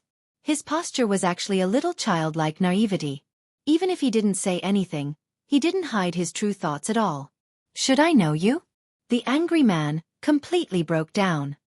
He laughed out loud, half turning around, his right hand hitting his chest, displaying an inconceivable emotion to the others in the conference room. See? He said he doesn't know me. At least half of the people in the conference room laughed out loud, while the other half didn't know whether to laugh or cry as if they were watching a ridiculous play. Gathering the cognitive resonance of the entire conference room, the angry man turned around again, his deep eye sockets and grayish-green pupils filled with a joyful emotion. I don't know how to address you. But there's one thing, since you don't know me, then in the Blood Flame Order. Cadman, don't be rude. A sharp voice cut across, forcefully interrupting the speech over there. And just on the path that the electric wheelchair had just passed through, Ian Liu, dressed in a professional suit, passed through the crowd and quickly approached. Ever since the remote projection appeared, Go-To Masayoshi, who had entered the mode of watching a show, suddenly felt his blood vessels twitch as he watched Ian Liu receive the treatment that the electric wheelchair had previously received. The heavenly citizens that had gathered at the pier, tens of over 100 violent people, stood in a dense mass, each of them glaring fiercely, but didn't do anything. This wasn't right. Goto Masayoshi had never restrained his subordinates, and his heavenly citizens weren't righteous people who didn't offend anyone, but a nest of violent scum who wished for the whole world to be in chaos. Then, what the hell was this welcome twice in a row? Goto Masayoshi pursed his lips, his dim yellow pupils shifting in his eye sockets. His line of sight moved from far to near, sweeping past several key positions at the pier, passing by Yin Lu, pausing for a moment, and finally landing on Mr. Mo's face again. "Sir, are you okay?" Yin Lu finally arrived at the most tense area. She had seen the changes at the pier from the boat, so she rushed over as fast as she could. Before getting off the boat, her main targets were the drug addict Goto Masayoshi and Captain Jimmy, who had retreated to the back. The two of them appearing at the same time proved that the two groups of people who had enmity with each other in Ban City had already merged. She thought that this was already the end of the challenge. But she didn't expect that halfway through, a new variable that shouldn't have appeared. D City, which was supposed to be the rear, actually stabbed them through the air. To Yin Lu, who was temporarily in charge of teaching affairs during Mrs. Holder's seclusion, this was an unforgivable mistake. Especially after that unthinkable experience. Yin Lu came here with a poisonous fire burning in her heart. On the way, she even ignored the omnipresent sunlight and the spiritual pressure that followed her like a shadow. As for the violent people at the pier, they really didn't count for much. Mr. Mo didn't comment on her arrival. This made Yin Lu feel increasingly uneasy, but she couldn't allow her impatience to destroy her demeanor. Otherwise, she would only lose face for her boss. She could only use the opportunity of bowing to Mr. Mo to regulate her breathing and consciously stand behind the wheelchair. She lightly grasped the handles on both sides of the wheelchair and confirmed her position. Only then did her line of sight turn towards the projection area on the pier, towards the familiar person who was thousands of miles away. "Cadman, in front of Mr. Mo, you're too presumptuous." Cadman's full beard and snow-white teeth formed a brilliant smile. "Mr. Mo, is it the Mr. Mo who doesn't know me, and I don't know him?" At this moment, Goto Masayoshi should have been the one to speak up and cooperate, but for some reason, he was staring at Mr. Mo in a daze. Captain Jimmy, who was at the back, saw that his reminder was futile, so he rolled his eyes and went up himself. Cadman, as a high-ranking member of the Blood Flame Order, doesn't know Mr. Mo, who claims to be a member of the Blood Flame Order, and the Order's deputy high priestess holds a completely contradictory position. What does this mean? Yin Lu was expressionless, but the flames in her eyes seemed to want to penetrate the projection and burn D City, which was half the Pacific Ocean away. As a deputy high priestess, Goto Masayoshi's hoarse voice cut in at a timely moment. "Deputy High Priestess Yin, at a time like this, the hierarchy within the Blood Flame Order is at most a part of the evidence. It's definitely not suitable as a tool to refute the evidence. Speaking of which, Mr. Cadman has already voluntarily signed the relevant witness agreement, and the legal department, along with the D City Ability User Association, the Veterans Association, the Mercenary Service Club, and other experienced third parties, have done the notarization. In terms of the priority of legally admissible evidence, Mr. Cadman has already surpassed you. It complements his status as a high-ranking member of the Blood Flame Order." This was a premeditated encirclement. Yin Lu felt even worse. If it was possible, she would have pressed Cadman into the lava lake at the bottom of the Blood Soul Temple, rolled him over 100 times, cooked him, and exploded him to vent her anger. But now, the space of thousands of miles had erased all possible weapons, leaving only the least lethal words. High-ranking? Mr. Mo's low voice sounded like he was talking to himself, but it also carried a tone of doubt. Captain Jimmy defended his statement first. "There are only 9 members of the Order's Council in the entire Blood Flame Order. Of course, they're the high-ranking members." Cadman cooperatively bowed and revealed a reserved smile. At the dock, Mr. Mo shook his head slightly. "My energy is limited, so I'm not too clear about the Blood Flame Order's current governance structure. I only know that the Order has 127 fanatics and 1540 devout believers, and 127,000 shallow believers. You're not one of them." Without waiting for the others to respond, he tilted his head back slightly, as if he was talking to Yin Lu, but also as if he was sighing with emotion. As an order, the number of devout believers and fanatics is, to be honest, a little low. It's not enough to support the Blood Soul Temple's full operation. Is it because of the ideology church? Yin Lu. Cadman stared blankly for a second, before revealing a brilliant smile like that of a star. Mr. M.O., are you going to deny Madam Halder and Madam Ainley's authority over the selection and appointment of the Order's believers? You should know that I greatly respect the Order's trust in me, and I have a good collection of the appointment letters and authorization certificates they've issued. There's also more concrete evidence. Cadman stretched out his hand. Beneath his bronze-colored skin, there was a layer of dark blood-colored light flowing. The air around his arm seemed to have been scorched by a high temperature, forming obvious distortions. However, the shirt and suit sleeves above his wrist showed no signs of being charred or burning. Violent Flame Seal. This was one of the Blood Flame Order's high-end physical techniques. For someone like Cadman to be able to execute it without needing to adjust his chi gathering, it was already a high level of proficiency. His combat power was definitely at B rank. Most importantly, using a physical technique to form a supernatural power close to flames would definitely require a powerful interference power. As a fleshly ability user, Cadman could only rely on the Blood Soul Temple to achieve this effect. I can call upon the power of blood and fire at any time. I've always believed this to be the acknowledgement of the blood flame will. But now, Mr. M.O., are you going to deny all of this? Cadman found the feeling of anger in the time it took to say a few words. He used a brilliant expression to smoothly transform it. Vice oblatum een. Could it be that you aren't going to give your devout believers a doctrinal explanation? Ainlu didn't respond. Mr. M.O. scratched his chin.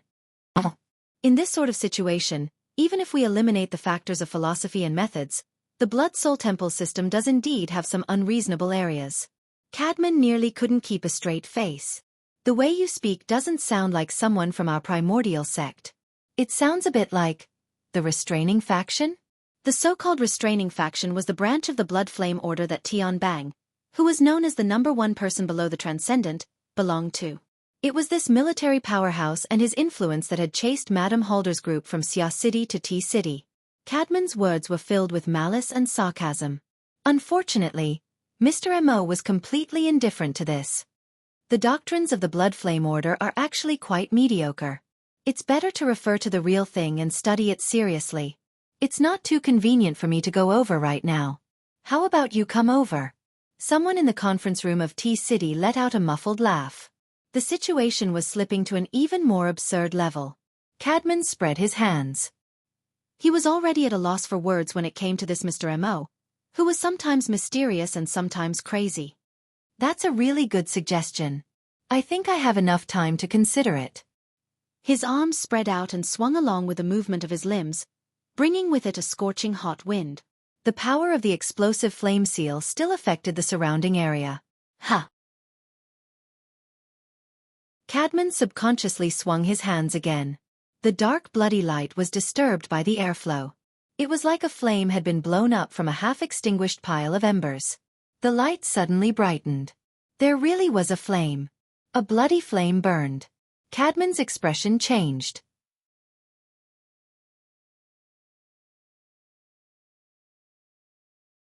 Chapter 867. The others in the conference room could not see Cadman's face. Most of them were still immersed in the joyous atmosphere caused by the absurdity. However, there were still some people like Hood, who was not part of the negotiation. Hence, he did not sit at the side of the table. Instead, he followed his professional habits and stood in the corner of the conference room, approximately to the right behind Cadman. At that moment, he saw Cadman extend his right hand to the side of his body and fling it continuously in an unnatural manner. Under such circumstances, the sudden bright color of the flame became exceptionally strange. As a normal person, there would always be a period of adaptation to changing from one mental state to another that was contrary to that mental state. Hood hesitated for 2 seconds. Finally, he walked forward quickly to ask about the situation. However, when he was just 1 step away, Cadman's fling movement suddenly became 10 times more intense. It was like an intense punch. Hood's sensitivity was far beyond that of an ordinary person. He made the most accurate response. Relying purely on the strength of his waist and abdomen, he bent his upper body backward and slit his feet at the same time. The fist wrapped in blood-red flames was almost swung at his chin. Hood could even hear the sound of the air being burned, as well as some indistinct and chaotic noises mixed in. Cries of surprise rang in the conference room. There was also the sound of tables and chairs scraping against the floor. Some people stood up, while others froze on the spot. However, they were all clearly frightened. The joyous atmosphere from before collapsed in an instant. In the next second, Hood pulled away from Cadman and shouted sternly, "Cadman!" Cadman did not respond. After throwing that punch, he seemed to have lost control of his body. He staggered a step and turned his body sideways. His left hand moved horizontally and pressed down on his right shoulder. This was his most instinctive reaction. At that moment, the blood-red flames that were blowing on his right hand had already broken through the boundary of his wrist. They were rapidly spreading towards his arm and even closer to his torso. The strange thing was that the flames had clearly scorched the air and even raised the surrounding temperature. However, the surface of Cadman's body was still relatively intact. It was only soaked in a thick dark red color. Even the clothes on his arm were not damaged at all. Instead, it made his face look even paler. In such a situation, it was impossible to tell what was real and what was fake. It was as if some inherent nature had been distorted by some kind of power. "What did you do?" The sudden change in the conference room was clearly transmitted to the passenger terminal through the remote video. Go-To Masayoshi's muffled voice rang out. There wasn't much righteous indignation from being bound together against a common enemy, but more of surprise, as well as a strange sense of excitement. Go-To Masayoshi kept staring at Mr. M.O. In the shortest amount of time to gather enough useful information was his mission, even his destiny. Therefore, to him, he wasn't afraid of Mr. M.O. making a move. The state that he was in earlier was the most unacceptable. But even if he made a move, it didn't feel any different. After the previous round of observation, Go-To Masayoshi had already faintly noticed that Mr. M.O. seemed to be wearing a thick and heavy cloak at all times. Of course, this was only a description of Mr. Mo's marvelous pattern of concealing the operation of his extraordinary power, or perhaps this pattern itself was the external representation of the operation of his extraordinary power. Go-To Masayoshi judged that Mr. Mo's core secrets were all hidden under this cloak. This thing was so thick and wide, airtight, hiding everything tightly. Even if a corner was occasionally lifted up, what could be seen would be chaotic and blurry, without any discernible silhouette. Under this kind of situation, no one knew whether Mr. M.O. under the cloak was naked, or wearing armor, or perhaps inside was simply an arsenal that defied normal space-time logic. That's right, it was this cloak that formed a kind of black box sealed with special rules, isolating the outside world from prying. What was shown was merely the result, for example, welcome and the like. Just like the electric wheelchair and Lu who passed through consecutively just now. Or perhaps right now. Was it really Mr. Mo's method? Specious. This was very annoying. Towards Go-To Masayoshi's inquiry or confirmation, Mr. M.O. didn't have any response. His expression didn't change either, only maintaining a look of interest. He rubbed his chin, as if watching a movie, watching the image transmitted back from thousands of miles away. Instead, Lu, who was behind him, seemed to have lost control of her expression. She had already unconsciously opened her mouth, looking a little sluggish. Returning to the axis of chaos, there was no doubt that Cadman was still in pain. In terms of his mental state, his change was more intense than anyone else's. The direct, inexplicable, and even unreasonable threat impact shook his will in the most direct manner. At this moment, from the angle he was standing at, other than Hood, no one else could see his face clearly. But regardless of whether it was in the conference room or the passenger terminal thousands of miles away, everyone could see that this originally handsome man's cheeks and muscles were currently distorted like a monster. Perhaps it was precisely because of the compression of these muscles, Cadman let out a completely different scream. "Let go of me!"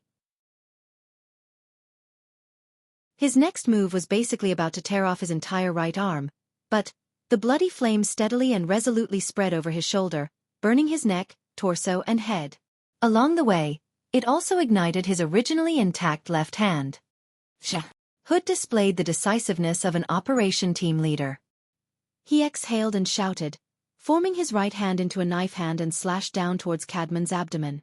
The air where his fingertips and forearm touched was clearly distorted, as though it was covered in a layer of invisible flames. The format of fire. Although he was shocked by the scene before him for 3 seconds, Hood's follow-up reaction was still the fastest.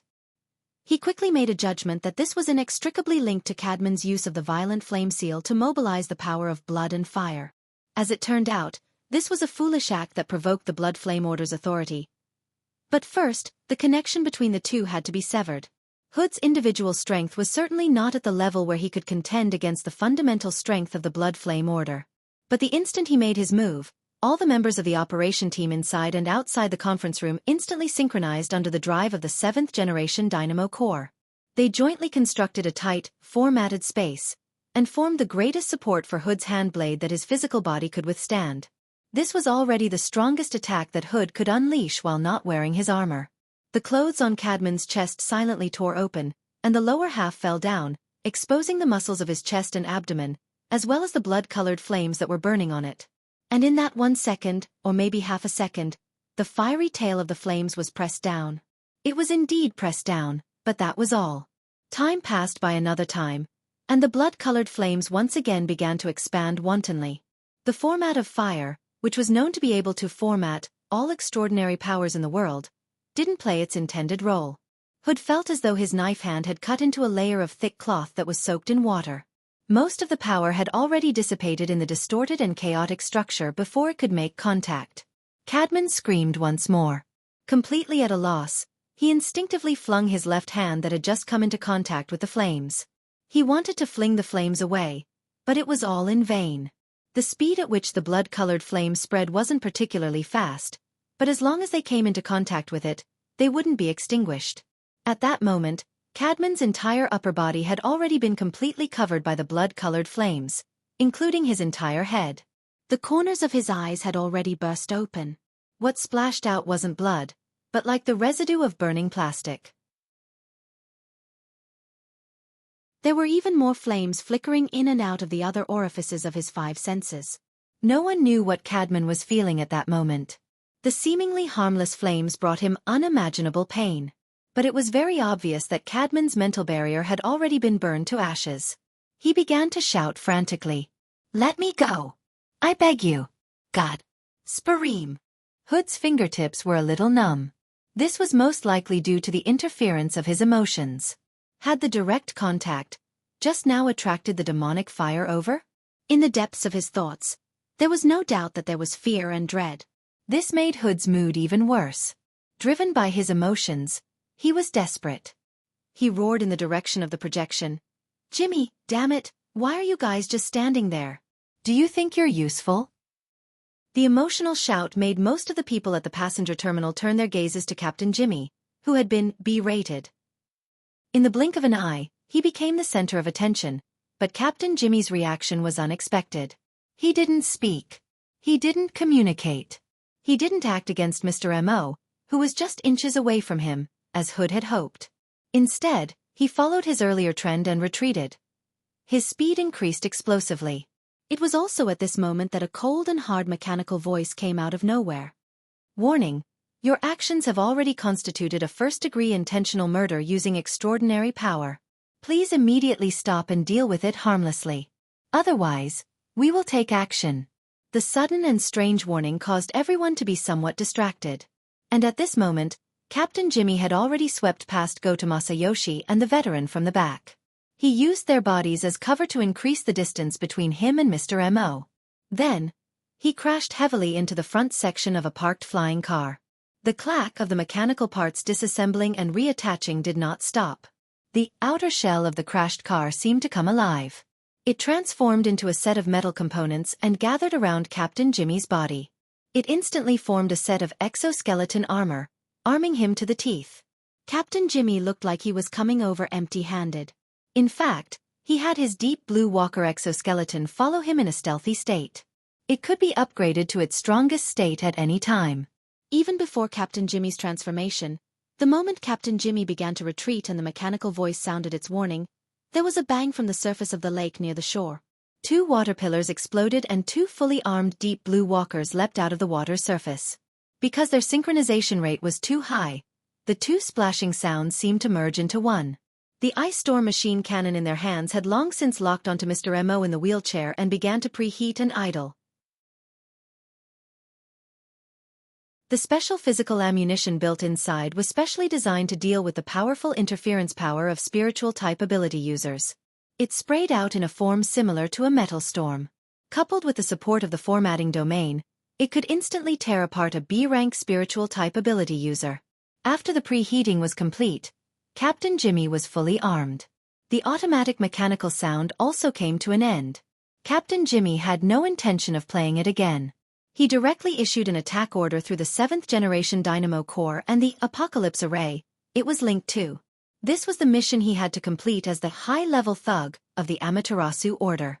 As for the cause and effect, as well as the meaning behind it, none of it was within the scope of his consideration. The only extra thing he had to do was to give himself a layer of insurance.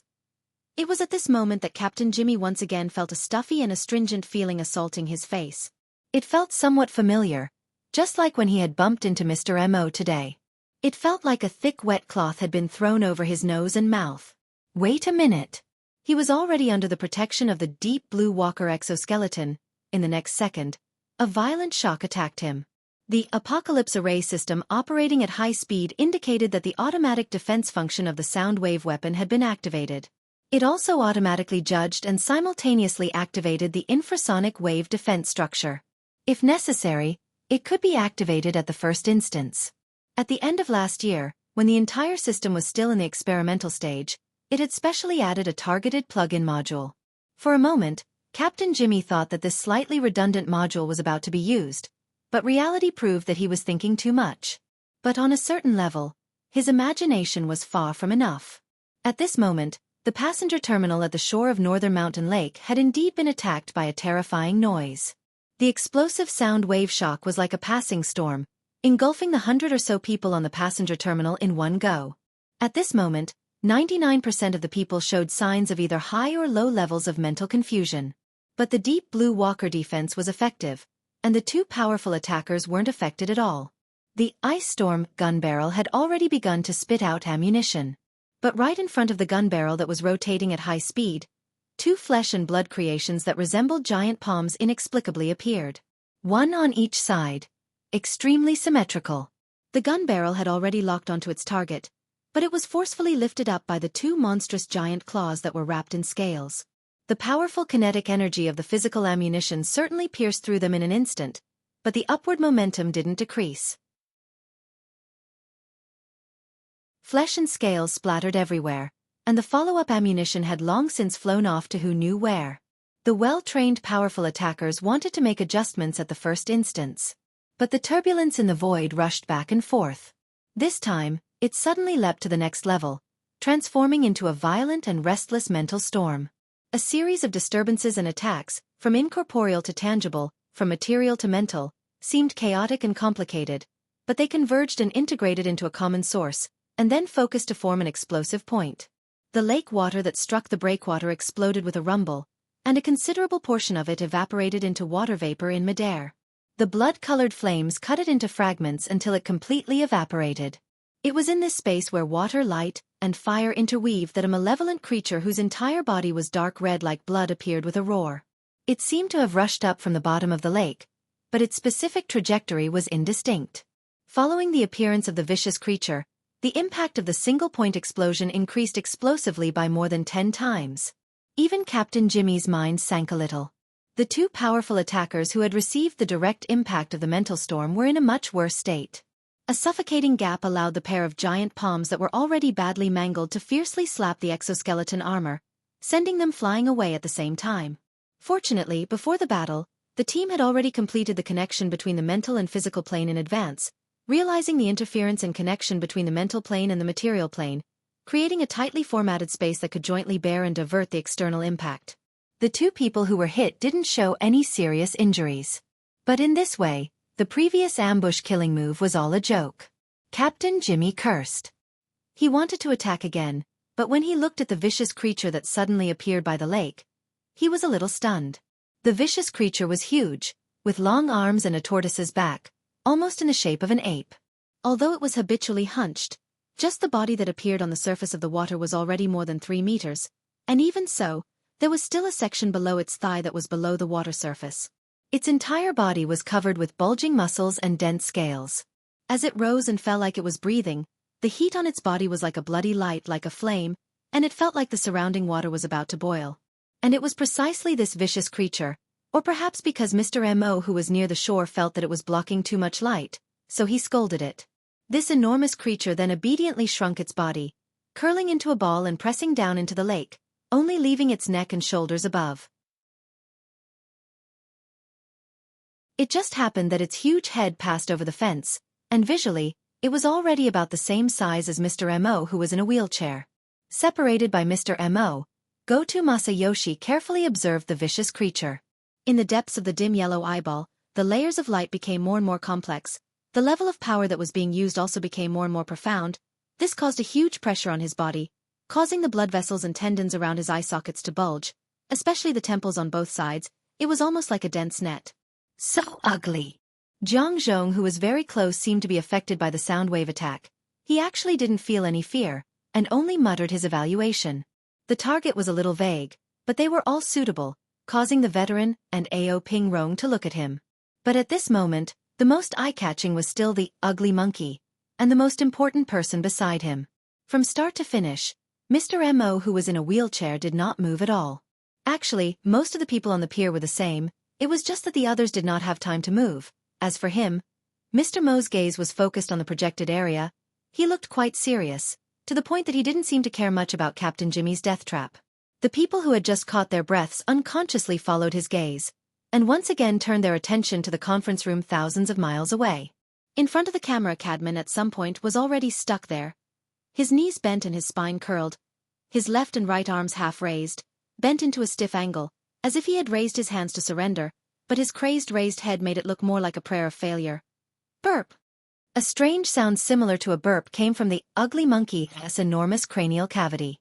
The pipe that made the sound was the area on his face equivalent to the mouth and nose.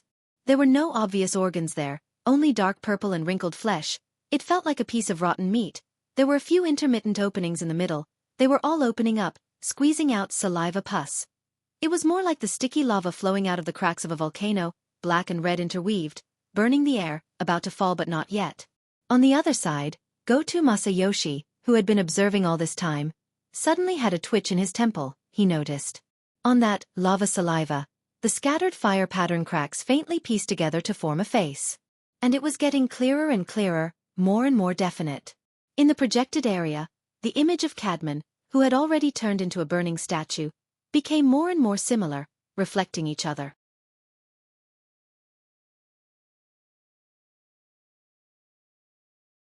Chapter 868. It was indeed Cadman. While the two groups of people were separated by thousands of kilometers, most of them could only rely on the visual similarity, as well as the logical reasoning of the situation. Goto Masayoshi had already used his special ability to find conclusive evidence. Although from the perspective of mutual interference, the outline of the human figure in the lava saliva had already been changed beyond recognition by the violent aura of the ugly monkey. But as long as one could grasp the most essential core inside, and then follow the cause and effect to push back, one could basically complete the restoration. That guy Cadman had a physical body, so he was originally unable to achieve the effect of Ian's spirit leaving body. But Mr. Mo had also considered this point, and used the lava saliva to create a temporary container, which could also be called a cage, to absorb his soul body over, and also achieved a rather complete reflection. If Cadman didn't mind, it wouldn't be a problem to use that saliva as a body. Goto Masayoshi saw through some things, but the price he had to pay was severe physical discomfort. His eye sockets were burning hot, the dim yellow eyeball was slightly pulsating, bringing up the eyelids and the surrounding blood network, forcing them to increase the speed of blood supply in order to offset the loss of special vision. Goto Masayoshi was really having a hard time. The miraculous actions of the eyeball had already exceeded the upper limit of his consciousness control. What was worth rejoicing was that this effort had obtained corresponding results. And he had also discovered even more. In Goto Masayoshi's eyes, the current projection area was like a demonic mirror. It only reflected the most important part, and then made absurd distortions to all other elements. On both sides of this mirror, no matter whether it was the two parties in the T-City conference room who were closely related to Cadman, or the heavenly people who were purely there to support, in a sense, had already unified and mutated into a kind of low-level existence. The number of these people, and the difference in their appearance, seemed to no longer have any practical meaning. If one had to forcefully come up with a meaning, it would probably be equivalent to raw materials. People could not believe in the correlation between both sides of the mirror, but this mirror was simultaneously reflecting the panic and fear in their hearts, and it was vividly displayed. These negative emotions that had been detonated and multiplied continuously were being transformed into a special form of existence on the mental level, or perhaps in the deeper realm, and were communicating with Mr. Mo limited by his own level and comprehension. Goto Masayoshi was unable to understand too much. He could only make a superficial description. It was roughly like the pervasive dirty smoke, moving through the gaps between the slight lifting of the heavy cloak. Of course, the smoke leaked out, but the process only happened in an invisible place, in the black box deep within the cloak that was difficult to observe. Over there seemed to be a demon enjoying this special ingredient. It was eating clouds and spitting out smoke in a leisurely manner.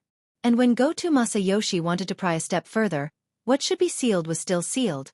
What should be chaotic was still chaotic. It shouldn't be. Separated by thousands of miles, the consumption of the tyrannical and terrifying soul absorption wasn't enough to affect the cloak's concealment effect? Or could it be that Mr. Mo's level of control over the Blood Flame Order's fundamental power, as well as the corresponding techniques, allowed him to ignore the obstruction of spacetime and casually manipulate a high-ranking member of the Order like Cadman? If that was the case, Mr. Mo's control over the Blood Flame Order was simply unimaginable. With the existence of such a controller, Madame Holder, as the officiator, was truly purely used for sacrificial purposes. Oh, it couldn't be that the sacrificial object would be Goto Masayoshi, who had forcefully peaked at this level, was reduced to the level of most people, who could only use their poor imagination to make conjectures. At this time, he especially hoped that Captain Jimmy's hand could be a bit more forceful than before, or at the very least, create a bigger gap in the cloak. But the current Captain Jimmy seemed to have been frightened by his thwarted operation. Even though his entire body was covered in armor and his face couldn't be seen, his body showed an obvious sense of stiffness, as if his soul had left his body. Jimmy-kun. Still no results? Somewhat unexpectedly, when Goto Masayoshi called out to Captain Jimmy, the latter also contacted him through the preset communication channel. Did you see anything?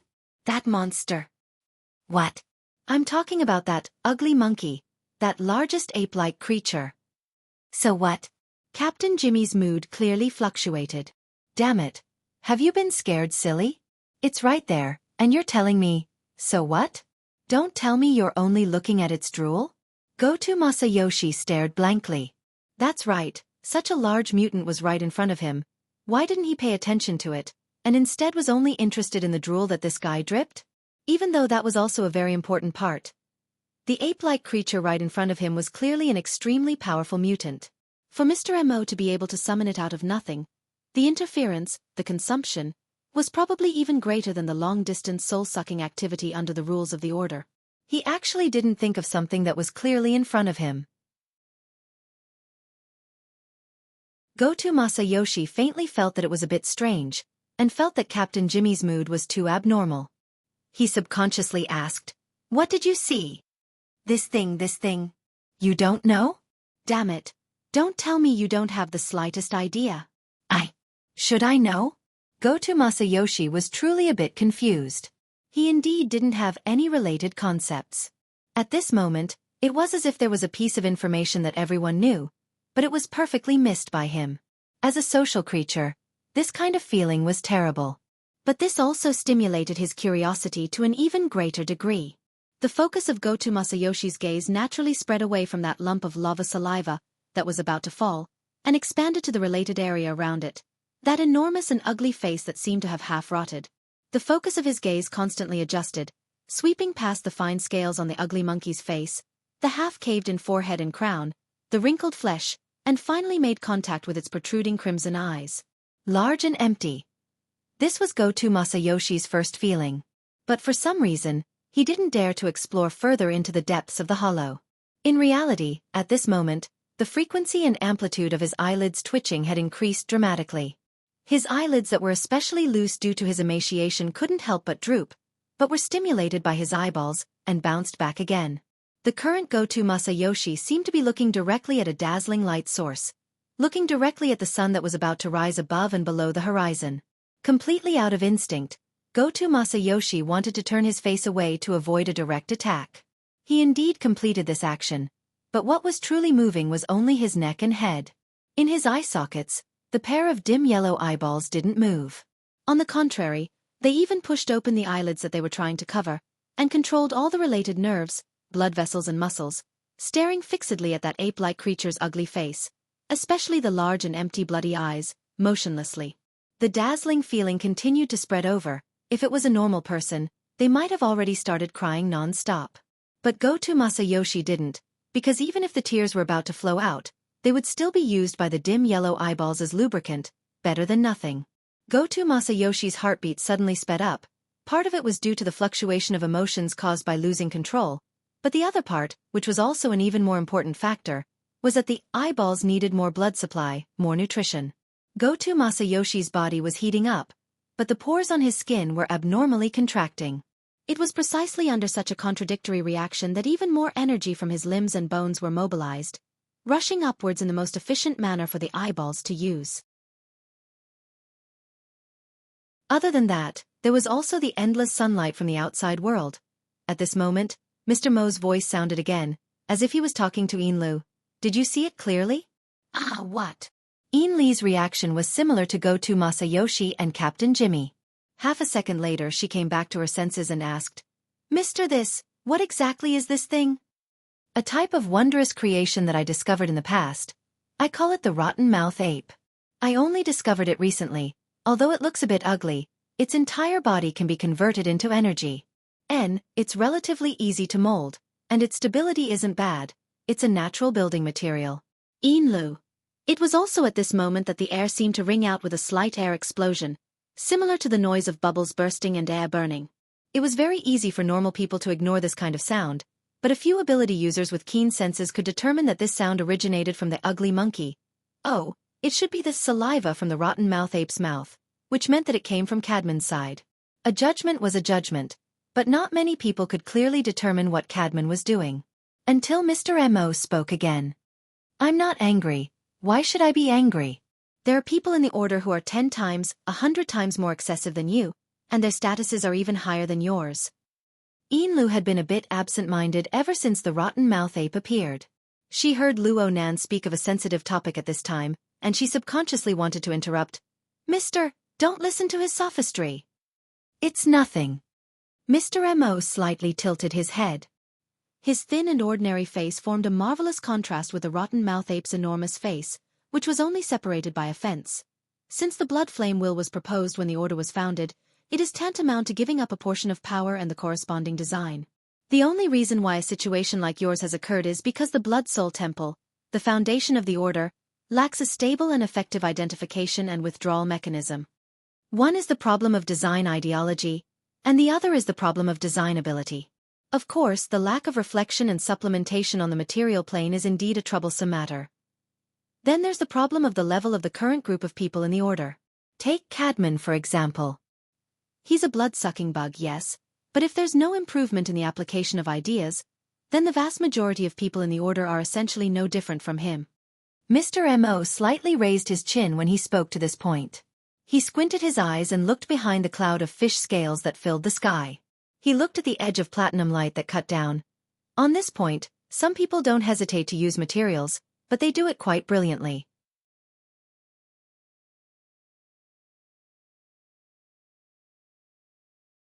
Chapter 869. There were always coincidences in this world. At that moment, Mr. Mo looked up and met the observer in the private airship. Even though he knew it was because of the angle of the broadcast, Yukawa Aishuk, who was sitting on the sofa, held his breath. His eyelids twitched, just like a certain guy by the lake. A thought popped up in his mind. He was talking about the true God and the Pope. Yukawa Aishuk quickly ignored this feeling and thought. He forcefully shifted his gaze to the ugly face of the ugly monkey. Oh, the ugly face of the rotten mouth ape. Stimulated by the forceful twist, some pieces of information flew out and were about to form a string. There was only one line left. A few seconds later, Yukawa Aishuk suddenly raised his voice. Takamoto, Takamoto. Takamoto Shigeru quickly appeared in the room. Yukawa Aishuk ordered his intelligence chief, the investigation report from the Aptitude User Union, the one about Gong Chi, pull it out immediately. Shigeru Takamoto, who was proficient in this business, did not say a word. He completed all of this within 2 seconds and projected the contents of the report onto the projection area. Yukawa Aishuk's eyes widened as he searched for the information he needed. But he was soon disappointed. The report was vague and only reported the death of Gong Qi. At the same time, they hoped that branches, powerful organizations, and the church could help investigate the solidification of the abyssal region around May 1st, Chan City time. No, not this. Yukawa Aishuk realized his memory was messed up. He clearly remembered something about it. It's in the internal report of the Jade Society, but it's vague. There's only a simple description of ape-like creatures. Yukawa Aishuk was surprised that it was Bai Xinyan who reminded him. When he checked the relevant content, it was indeed as Bai Xinyan had said. It was only better than nothing. No more detailed information? Transcendents are very proud. They won't describe the death of their own kind so clearly. I suggest you get a good night's sleep. Staying up late will really damage your IQ. As she spoke, Bai Xinyan left the armrest of the sofa. She strode out of the room. Ever since the intercontinental airship incident, Yukawa Aishuk had always been suspicious of Bai Xinyan. But when she really left, he was not used to it. Where are you going? Meeting. Don't disturb me during this time, or I'll be very grateful. Yukawa Aishuk was sure that there was a gap in understanding between him and Bai Xinyan, and this gap seemed to reflect the difference in their information levels.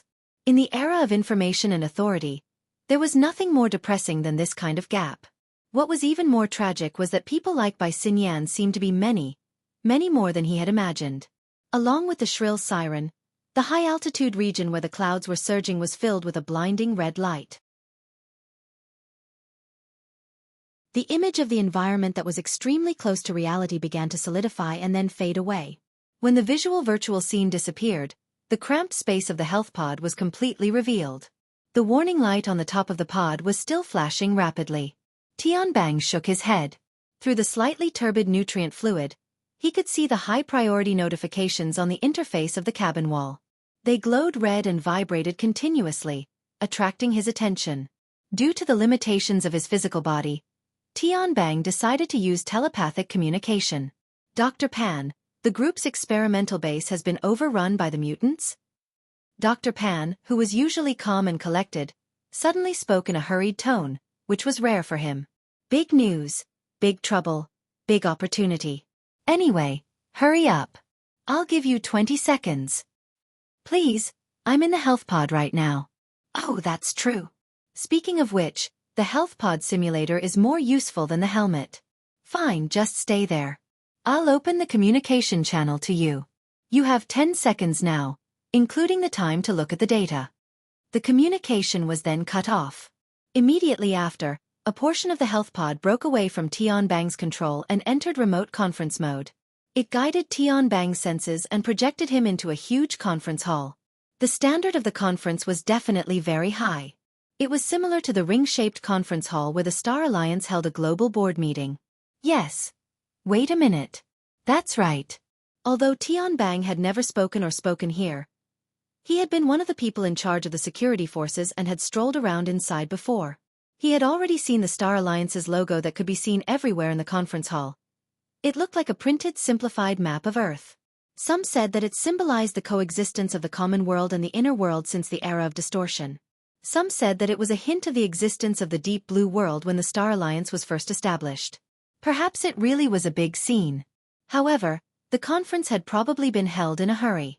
The conference hall, which could accommodate thousands of people, was mostly empty.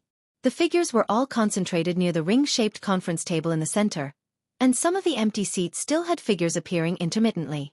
Tianbang felt that he should thank Dr. Pan, who had given him the right to choose his image during the virtual projection. Therefore, what appeared in this conference hall of the highest standard was only a humanoid shadow. Otherwise, he would probably be known throughout the world as the Blood Prison Exhibitionist. Good thing I didn't miss it. Dr. Pan appeared beside him. He was still wearing the white lab coat, but it suited his image very well. Tianbang chuckled. Thank you very much. Dr. Pan waved his hand. Don't worry about those useless things. Watch carefully and digest it well. Although we're just here to listen, we might have a speaking mission. Oh, to be honest, I'm a little nervous. I've never seen so many extraordinaries in my life. They're all top-notch material. Tianbang. Half a second later, his gaze suddenly cut to the ring-shaped conference table in front of him. The ring-shaped area in the middle was already playing an image, in the form of a 30-fold fast-forward. This kind of highly compressed video data would cause a normal person to faint. However, a burner like Tianbang could use the Dynamo Core's analysis function to directly reorganize the information. As for those who chose this kind of unconventional method to receive information, Tianbang's gaze swept past the faces and backs of those people in order to compare them with the built-in database. That yellow-bearded old man is the president of the headquarters, Abner. On the left is Marin, who was beaten up badly by him last time. On the right is the #1 wardmaster, Dale. And there's the Monroe cannon. Sitting behind Abner is Li Baizhou. Looking at where she's sitting, she's attending the conference as a reporter? Next to her is Ghost Eye. That old pervert still wants to take advantage of her in the virtual world. Her Majesty Empress Wu is also here. Is it really good to favor one and discriminate against the other? Next to Empress Wu is Ouyang Chen. He's always serious. Speaking of which, the seating arrangement at the society's side is a little messy. The seat diagonally across from us is empty, but there's a balance scale. Clearly, the Archbishop of the Order of Justice is also coming. The bald Pope of the Order of Amaterasu has already arrived. Only the most mysterious High Lord of Secret Contract is left. Oh, I can only see the back of his head from where I am. That's right. This was a conference of extraordinaries. It was a dialogue between high-level life forms that had climbed to the top of the world. However, the beginning was nothing out of the ordinary.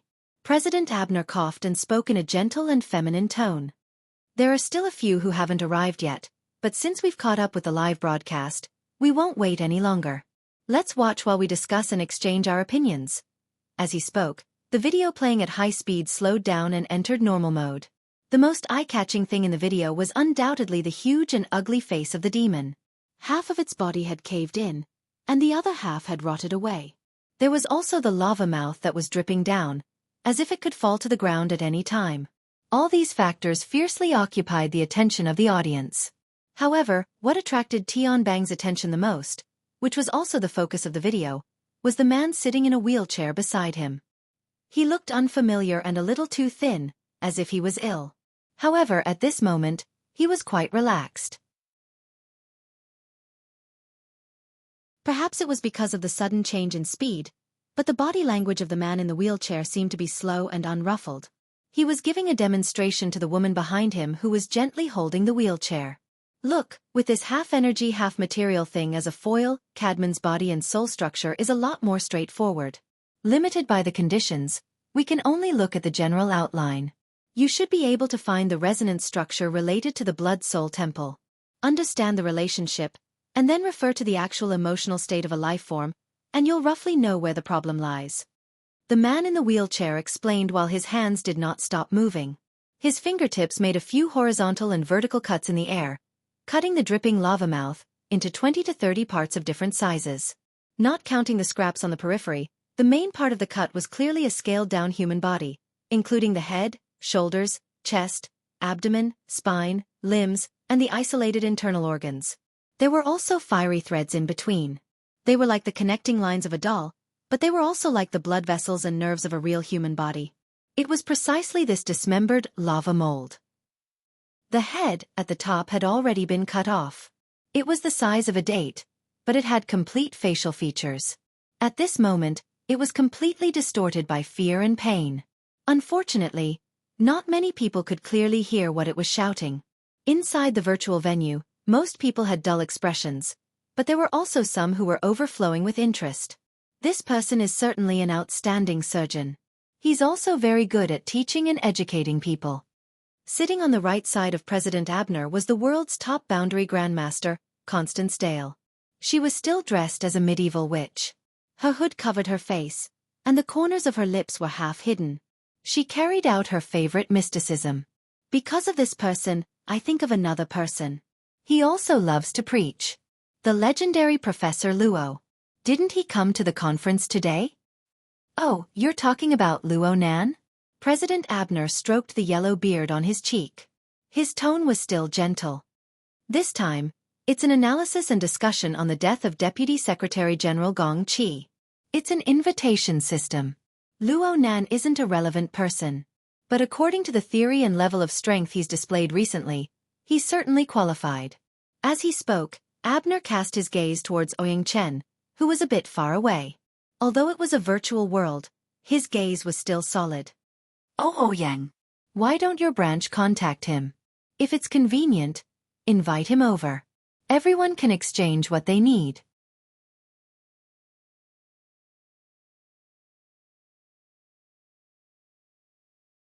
Chapter 870.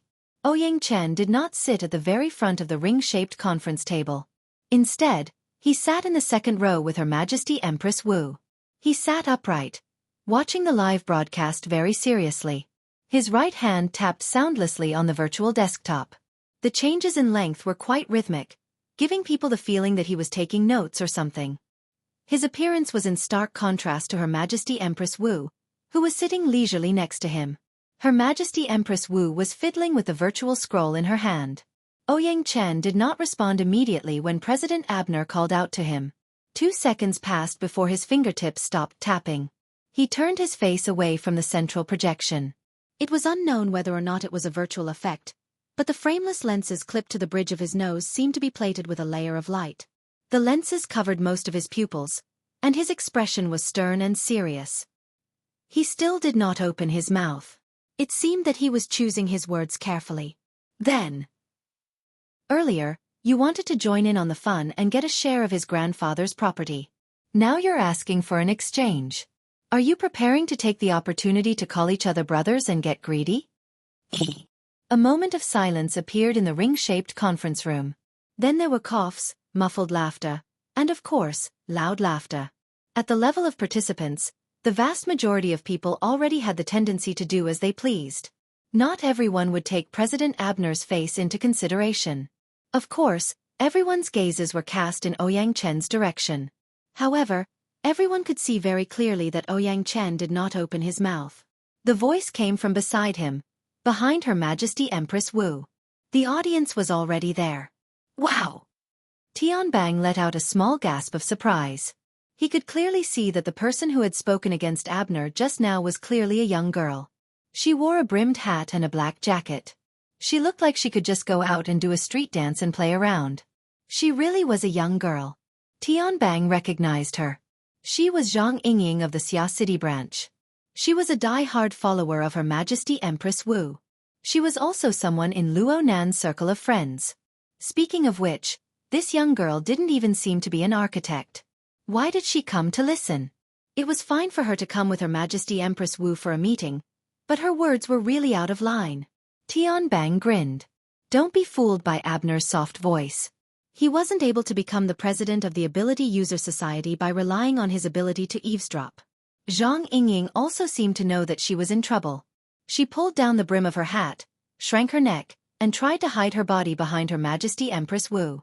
No matter what, she would not make eye contact with President Abner. The smile on President Abner's face didn't change at all. He didn't berate the youngster for being rude. He even stopped the furious Marlin and looked at Her Majesty Empress Wu. The expression on the latter's face was indifferent. He didn't react much to the gazes from President Abner and the other directions. Using the virtual book in her hand, she gently combed the hair by her cheek and said softly, "Don't doubt it. It's my idea. Martial monarch? I've just become a transcendent, so I have to make things difficult for him." Those words were reasonable, but they were slightly vulgar. I was afraid that it would damage my bearing, so I let my children speak. Please don't blame me. The atmosphere in the conference room was obviously breaking down. Not just the others, even Ghost Eye, who was standing behind President Abner and chatting with Li Baizhou, was laughing very loudly. In the end, Abner had a deep understanding of the Great Wall Mansion. Even at this time, he was still managing his expression perfectly. The smile lines on his face even deepened a bit, so much so that the yellow beard on the side of his cheeks shook slightly. I understand now. It's because I'm standing up for Toyama's high seas auction. Commercial activities are special in nature. Moreover, times have changed. Everyone holds this meeting for the sake of negotiation and exchange. It's just that some youngsters in the past lacked experience and lacked communication channels. They didn't really know how to negotiate on stage. They felt wronged when they were bullied in a fight, so it was understandable that the adults would stand up for them. And now that the youngsters are independent, everyone is happy to see this happen. What's the standard for children to fight? Ouyang Chen's index finger scraped across the bridge of his nose. He slightly adjusted the position of his glasses and spoke very seriously. I've made a post-mortem deduction of the intercontinental airship incident. When Luo Nan began communicating with the youngsters of the Yuchuan family, the interference power of the abyssal region was far below the observable standard. The level and intensity were considered very low. No matter what, it wasn't out of line. Why did an adult suddenly jump out? You're talking about us, right? The Pope of Baiji let out a low laugh. His thin, hairless face had a calm appearance. It doesn't matter if it's me or Chenju. We won't overstep our boundaries and stand up for the children of other families. As for the intercontinental airship incident, it should be understood like this. Pulling people to the table, whether it's drinking tea or arm wrestling, always requires a bit of effort. Fine, this is your president's logic. The truth is that we've always bullied the weak and feared the strong. It's just that ordinary people aren't as strong as us. The corner of Tianbang's lips twitched. It was probably only in this sort of situation that these old extraordinaries would speak so bluntly. However, this battle of tongues, which was about to expand, was, to put it bluntly, each family expressing their position. There was no substantial pressure. President Abner's smiling face was the clearest benchmark. Of course, the earliest pressure was washed away by Zhang Yingying's fearless speech. Or perhaps, the time wasn't right yet. Her Majesty Empress Wu reluctantly concluded, compared to the Amaterasu order, President Abner really does care and cherish. Especially his speech. It's incisive, deep and shallow. It's very targeted and instructive. Oh my, where did your extraordinary bearing go? Tianbang finally laughed out loud. He wasn't the only one who laughed. He wasn't even in the minority. Her Majesty Empress Wu became more and more open-minded amidst her laughter. The only pity is that he beat around the bush a bit. I'm afraid that only you, President, can speak so clearly. How about this? This is the communication method over there. Everyone, no need to be polite. You can discuss and research, or call each other brothers. Just go ahead. I also really want to know what kind of brilliant argument he can make today. As she spoke, Her Majesty Empress Wu tossed out a white bead of light. It spun around in the live broadcast area. It was none other than the special effects of Luo Nan's message link. Tianbang casually scanned it and confirmed that there were no mistakes. There were quite a few people who did the same thing as him. Luo Nan would probably receive quite a few friend requests after today's meeting. President Abner maintained his smile. He turned his head and instructed Marlin, send an invitation to Professor Luo right now. If he's free, invite him to participate in this discussion. Everyone is looking forward to the splendid explanation that configuration theory will give to this world. Then he changed the topic of conversation. Before the situation changes, everyone should first understand the background information of today's meeting. See why this meeting is being held, and choose this person. Mr. Mo was quite cooperative in the live broadcast. His lecture was neither fast nor slow. It looked like it would continue for quite some time. On the other hand, Vice President Marlin had just made arrangements to contact Luo Nan. He also had to introduce specific information. He was quite busy for a time. The main topic of this meeting is to ask everyone to identify the true murderer of Deputy Secretary General Gong Qi's murder case. Around 4 o'clock in the afternoon on the 1st of May in Chan City, Deputy Secret Chief Gong was assassinated in his seclusion location. Unfortunately, he perished. The specific circumstances have already been reported. I won't go into detail this time. Headquarters has invited experts to earnestly analyze the scene. Aside from basic judgments such as the time of the crime, motive, and so on, they have also broken down the clues from the act of murder. In the end, a total of 7 conditions were formed. These will serve as the criteria for identifying suspects. The information in the hands of the participants was updated along with Marlin's explanation. First, an electromagnetic ability user. Connie Monroe and I fought with the murderer that day, or should I say, one of the murderers. We are certain that he definitely belongs to this type. Second, an extraordinary or a manipulator of the Abyss region's solidified configuration. This should be the case. I won't go into detail. Third, the extreme utilization of the Abyss region's power and micromanipulation ability. This gives people a deep impression. Fourth, the ability to burn and absorb flesh and blood. Gong Qi's skeleton was destroyed by this. Not even his bones remain. Fifth, the ability to assemble and manufacture machinery. The murderer is equipped with an exoskeleton for combat. The style should have been specially issued, but there are too many possibilities. Better than nothing. Sixth, the ability to conceal and teleport. Without this ability, the murderer wouldn't have been able to easily escape from our pincer attack. Seventh, the ape-like creature.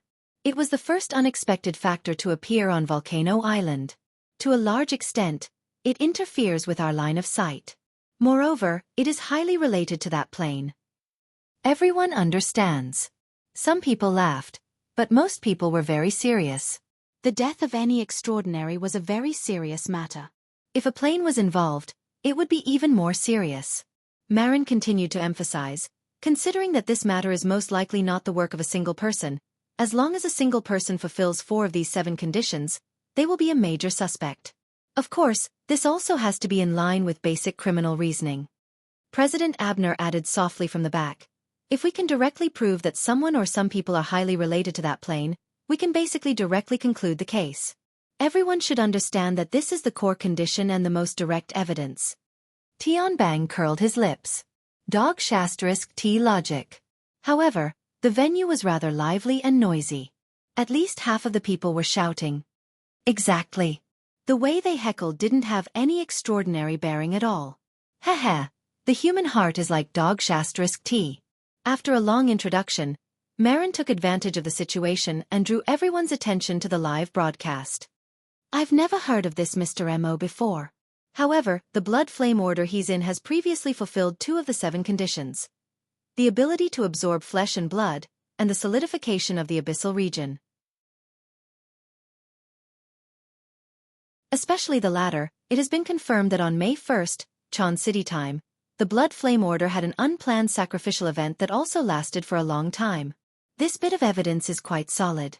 Let me add, the most important witness is that person. Oh, Cadman. The unlucky guy whose life and death could no longer be confirmed. Thank you, Apocalypse Laboratory, for providing us with an observation point of view, allowing us to simultaneously witness the birth of this Mr. Mo. At the same time, we also added 2 more conditions.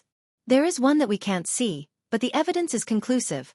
This Mr. Mo is quite accomplished in the field of exoskeleton design, and he is very willing to invest. He is currently discussing the purchase of a processing plant in Ban City. As for what we can see, it's a mutant called the mushed-mouth ape. There are no records of it in the world's searched information. The only thing that can be seen is that plane shrouded in clouds and mist.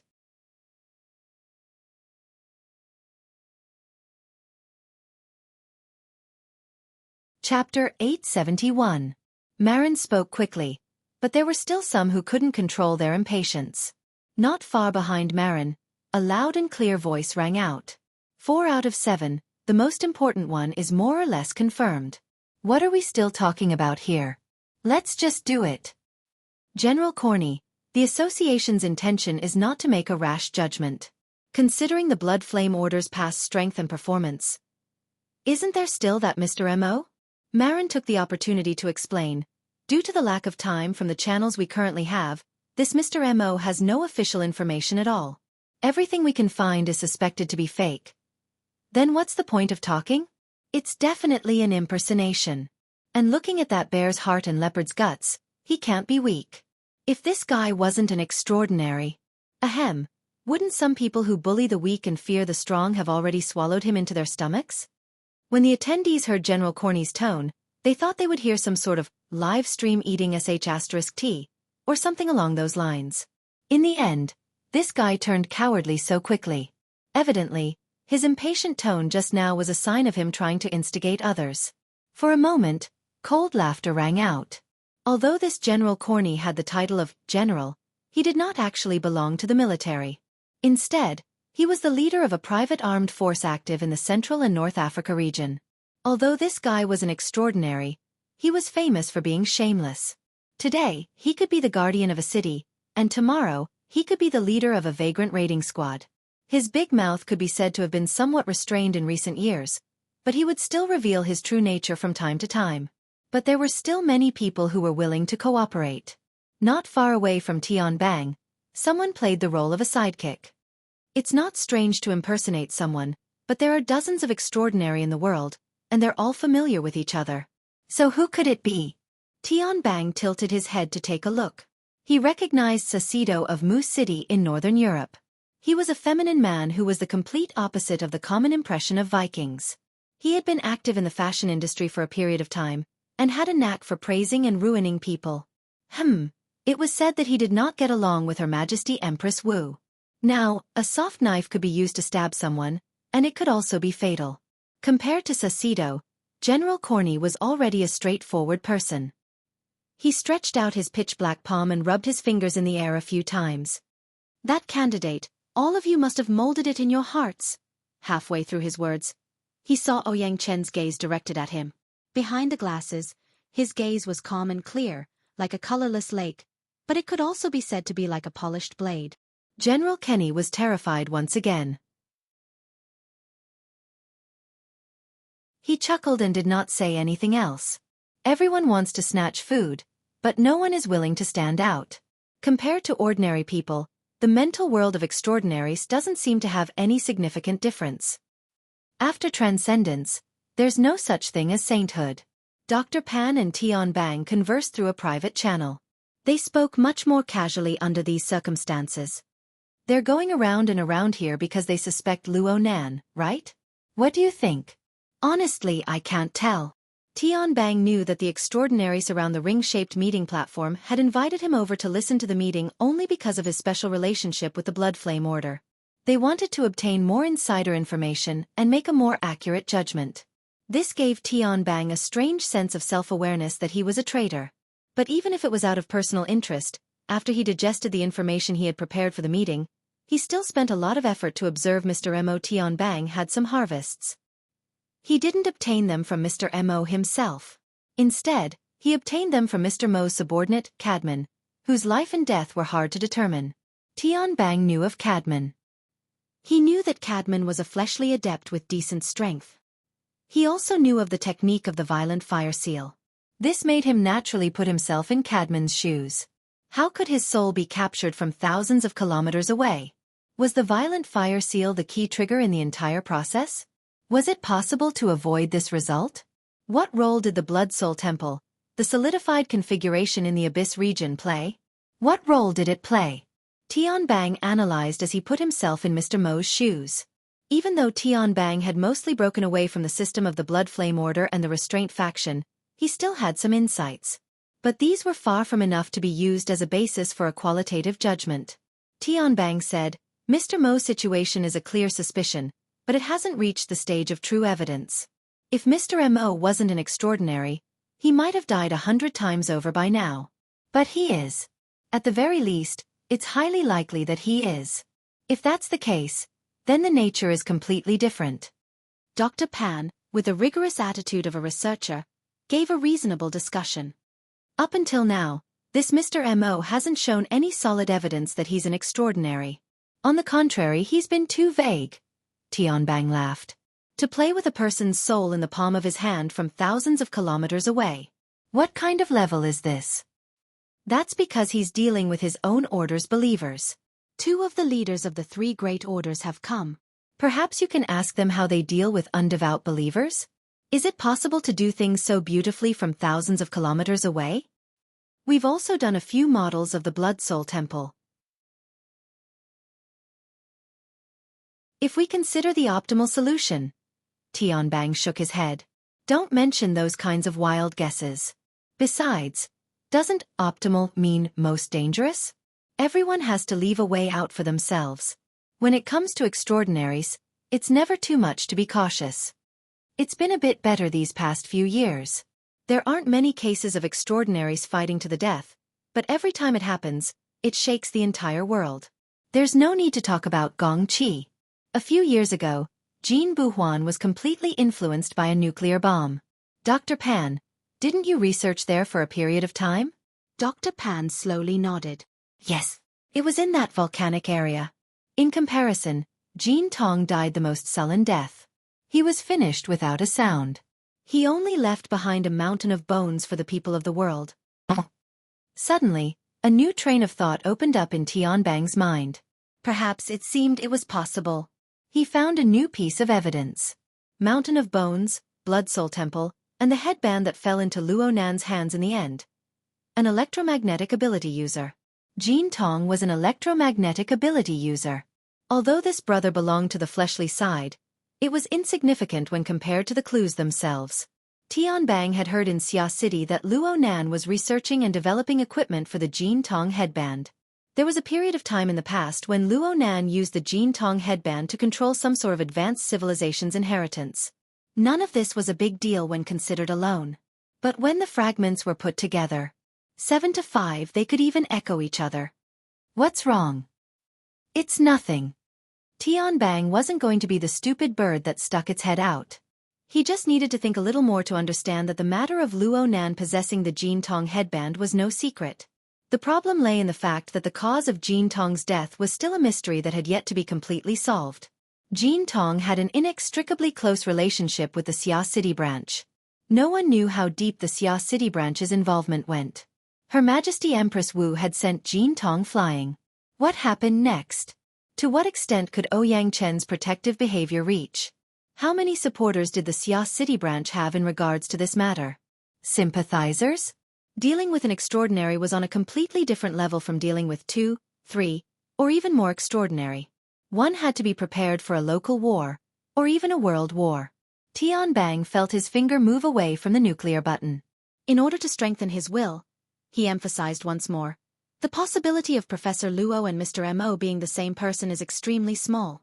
At the very least again. Dr. Pan hated this sort of vague wording. Tianbang pursed his lips.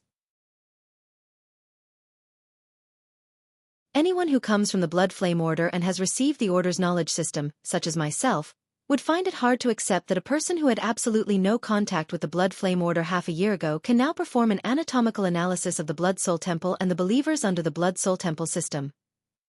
These points of knowledge are very difficult, okay? Dr. Pan sighed. Fine. Even if they aren't the same person, it doesn't seem to be a problem if they have a cooperative relationship. Perhaps. Tianbang was saddened by his own brain.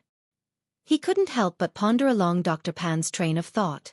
When did the two begin to cooperate? At the very latest, it wouldn't be later than Jean Tong's death.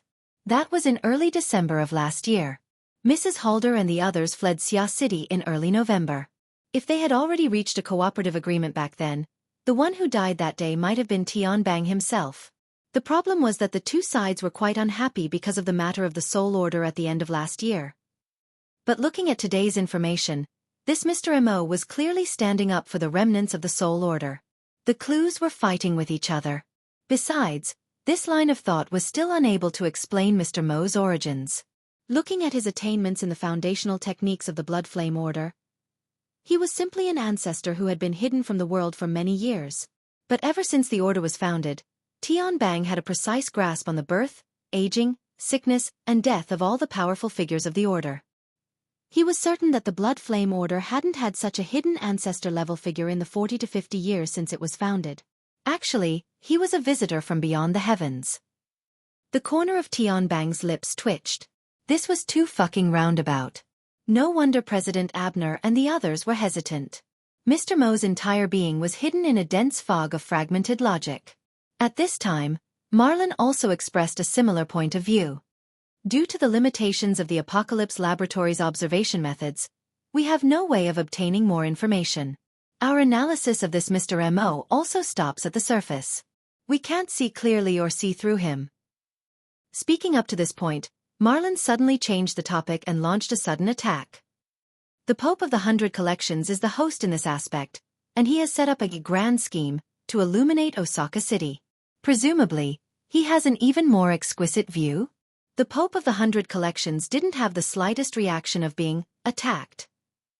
He spoke in a logical manner, neither hurried nor slow. It was as if he had long since prepared for this.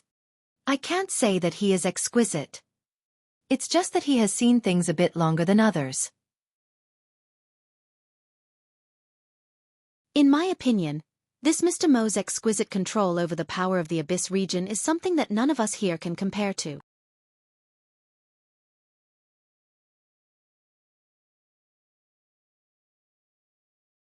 Chapter 872. Fine control? Isn't it better to just say 7 out of 5? Someone in the venue immediately deciphered the Pope of Baiji's verbal technique. In fact, it was 7 out of 5. If it was really a gang. Tian Bang was still evaluating in his heart, but more people wanted to see proof. Amidst the chaotic cries for explanation, General Kenny became lively again, and his voice was especially loud. If you want to win everyone's trust, you have to at least give a reason. The Pope of Baiji smiled. As I said, this is the result of observation. Because you haven't been able to observe? This time, it was Constance Dollar's turn to speak. This female extraordinaire was a practitioner of mysticism, and she was used to speaking with the prophetic tone of witches and witches. Of course, her eyes were indeed sharp, and because of her outstanding attainments in boundaries, she had a unique view of the current scene in the live broadcast, including the situation in Ban City. If the blood surges again, your eyes will be ruined. The Pope of Baiji ignored the deliberate ambiguity in Ms. Dollar's words and continued to smile. This is also a part of observation. While the verbal and scheming battle in the virtual ring venue was gradually accumulating, on the passenger terminal of Ban City's Ping Trade Market, which everyone was paying attention to, Goto Yoshimasa was in a state of high anxiety. This emotion, as time went by, and as Mr. M.O. spat out words that he seemed to understand but not understand, became heavier and heavier. Especially in Ban City today, the boundless light behind the fish-scale clouds that filled the sky should have been his greatest reliance. But at this moment, as the midday sun shone down, he only felt as if there was a blade on his back. The heat continuously seeped into his body and accumulated, but he couldn't find a channel to vent it. In fact, there was, and the channel was the eyeballs embedded in his eye sockets. The heat radiated from the sky was originally used by this pair of special eyeballs, in order to break through Mr. Mo's external appearance and directly to his deep essence. Goto Masayoshi once felt that he could do it. He had the support of the Fusang Divine Tree system. He also saw that Mr. M.O. was using methods that exceeded the limits of people's imagination. In theory, this person must also use power that exceeded the limits of people's imagination. Under such circumstances, the black box created by the cloak could not be maintained in a perfect and flawless state. This was also the time for this pair of eyeballs to realize its significance. However, until now the cloak was still a cloak and the black box was still a black box. He still couldn't break it.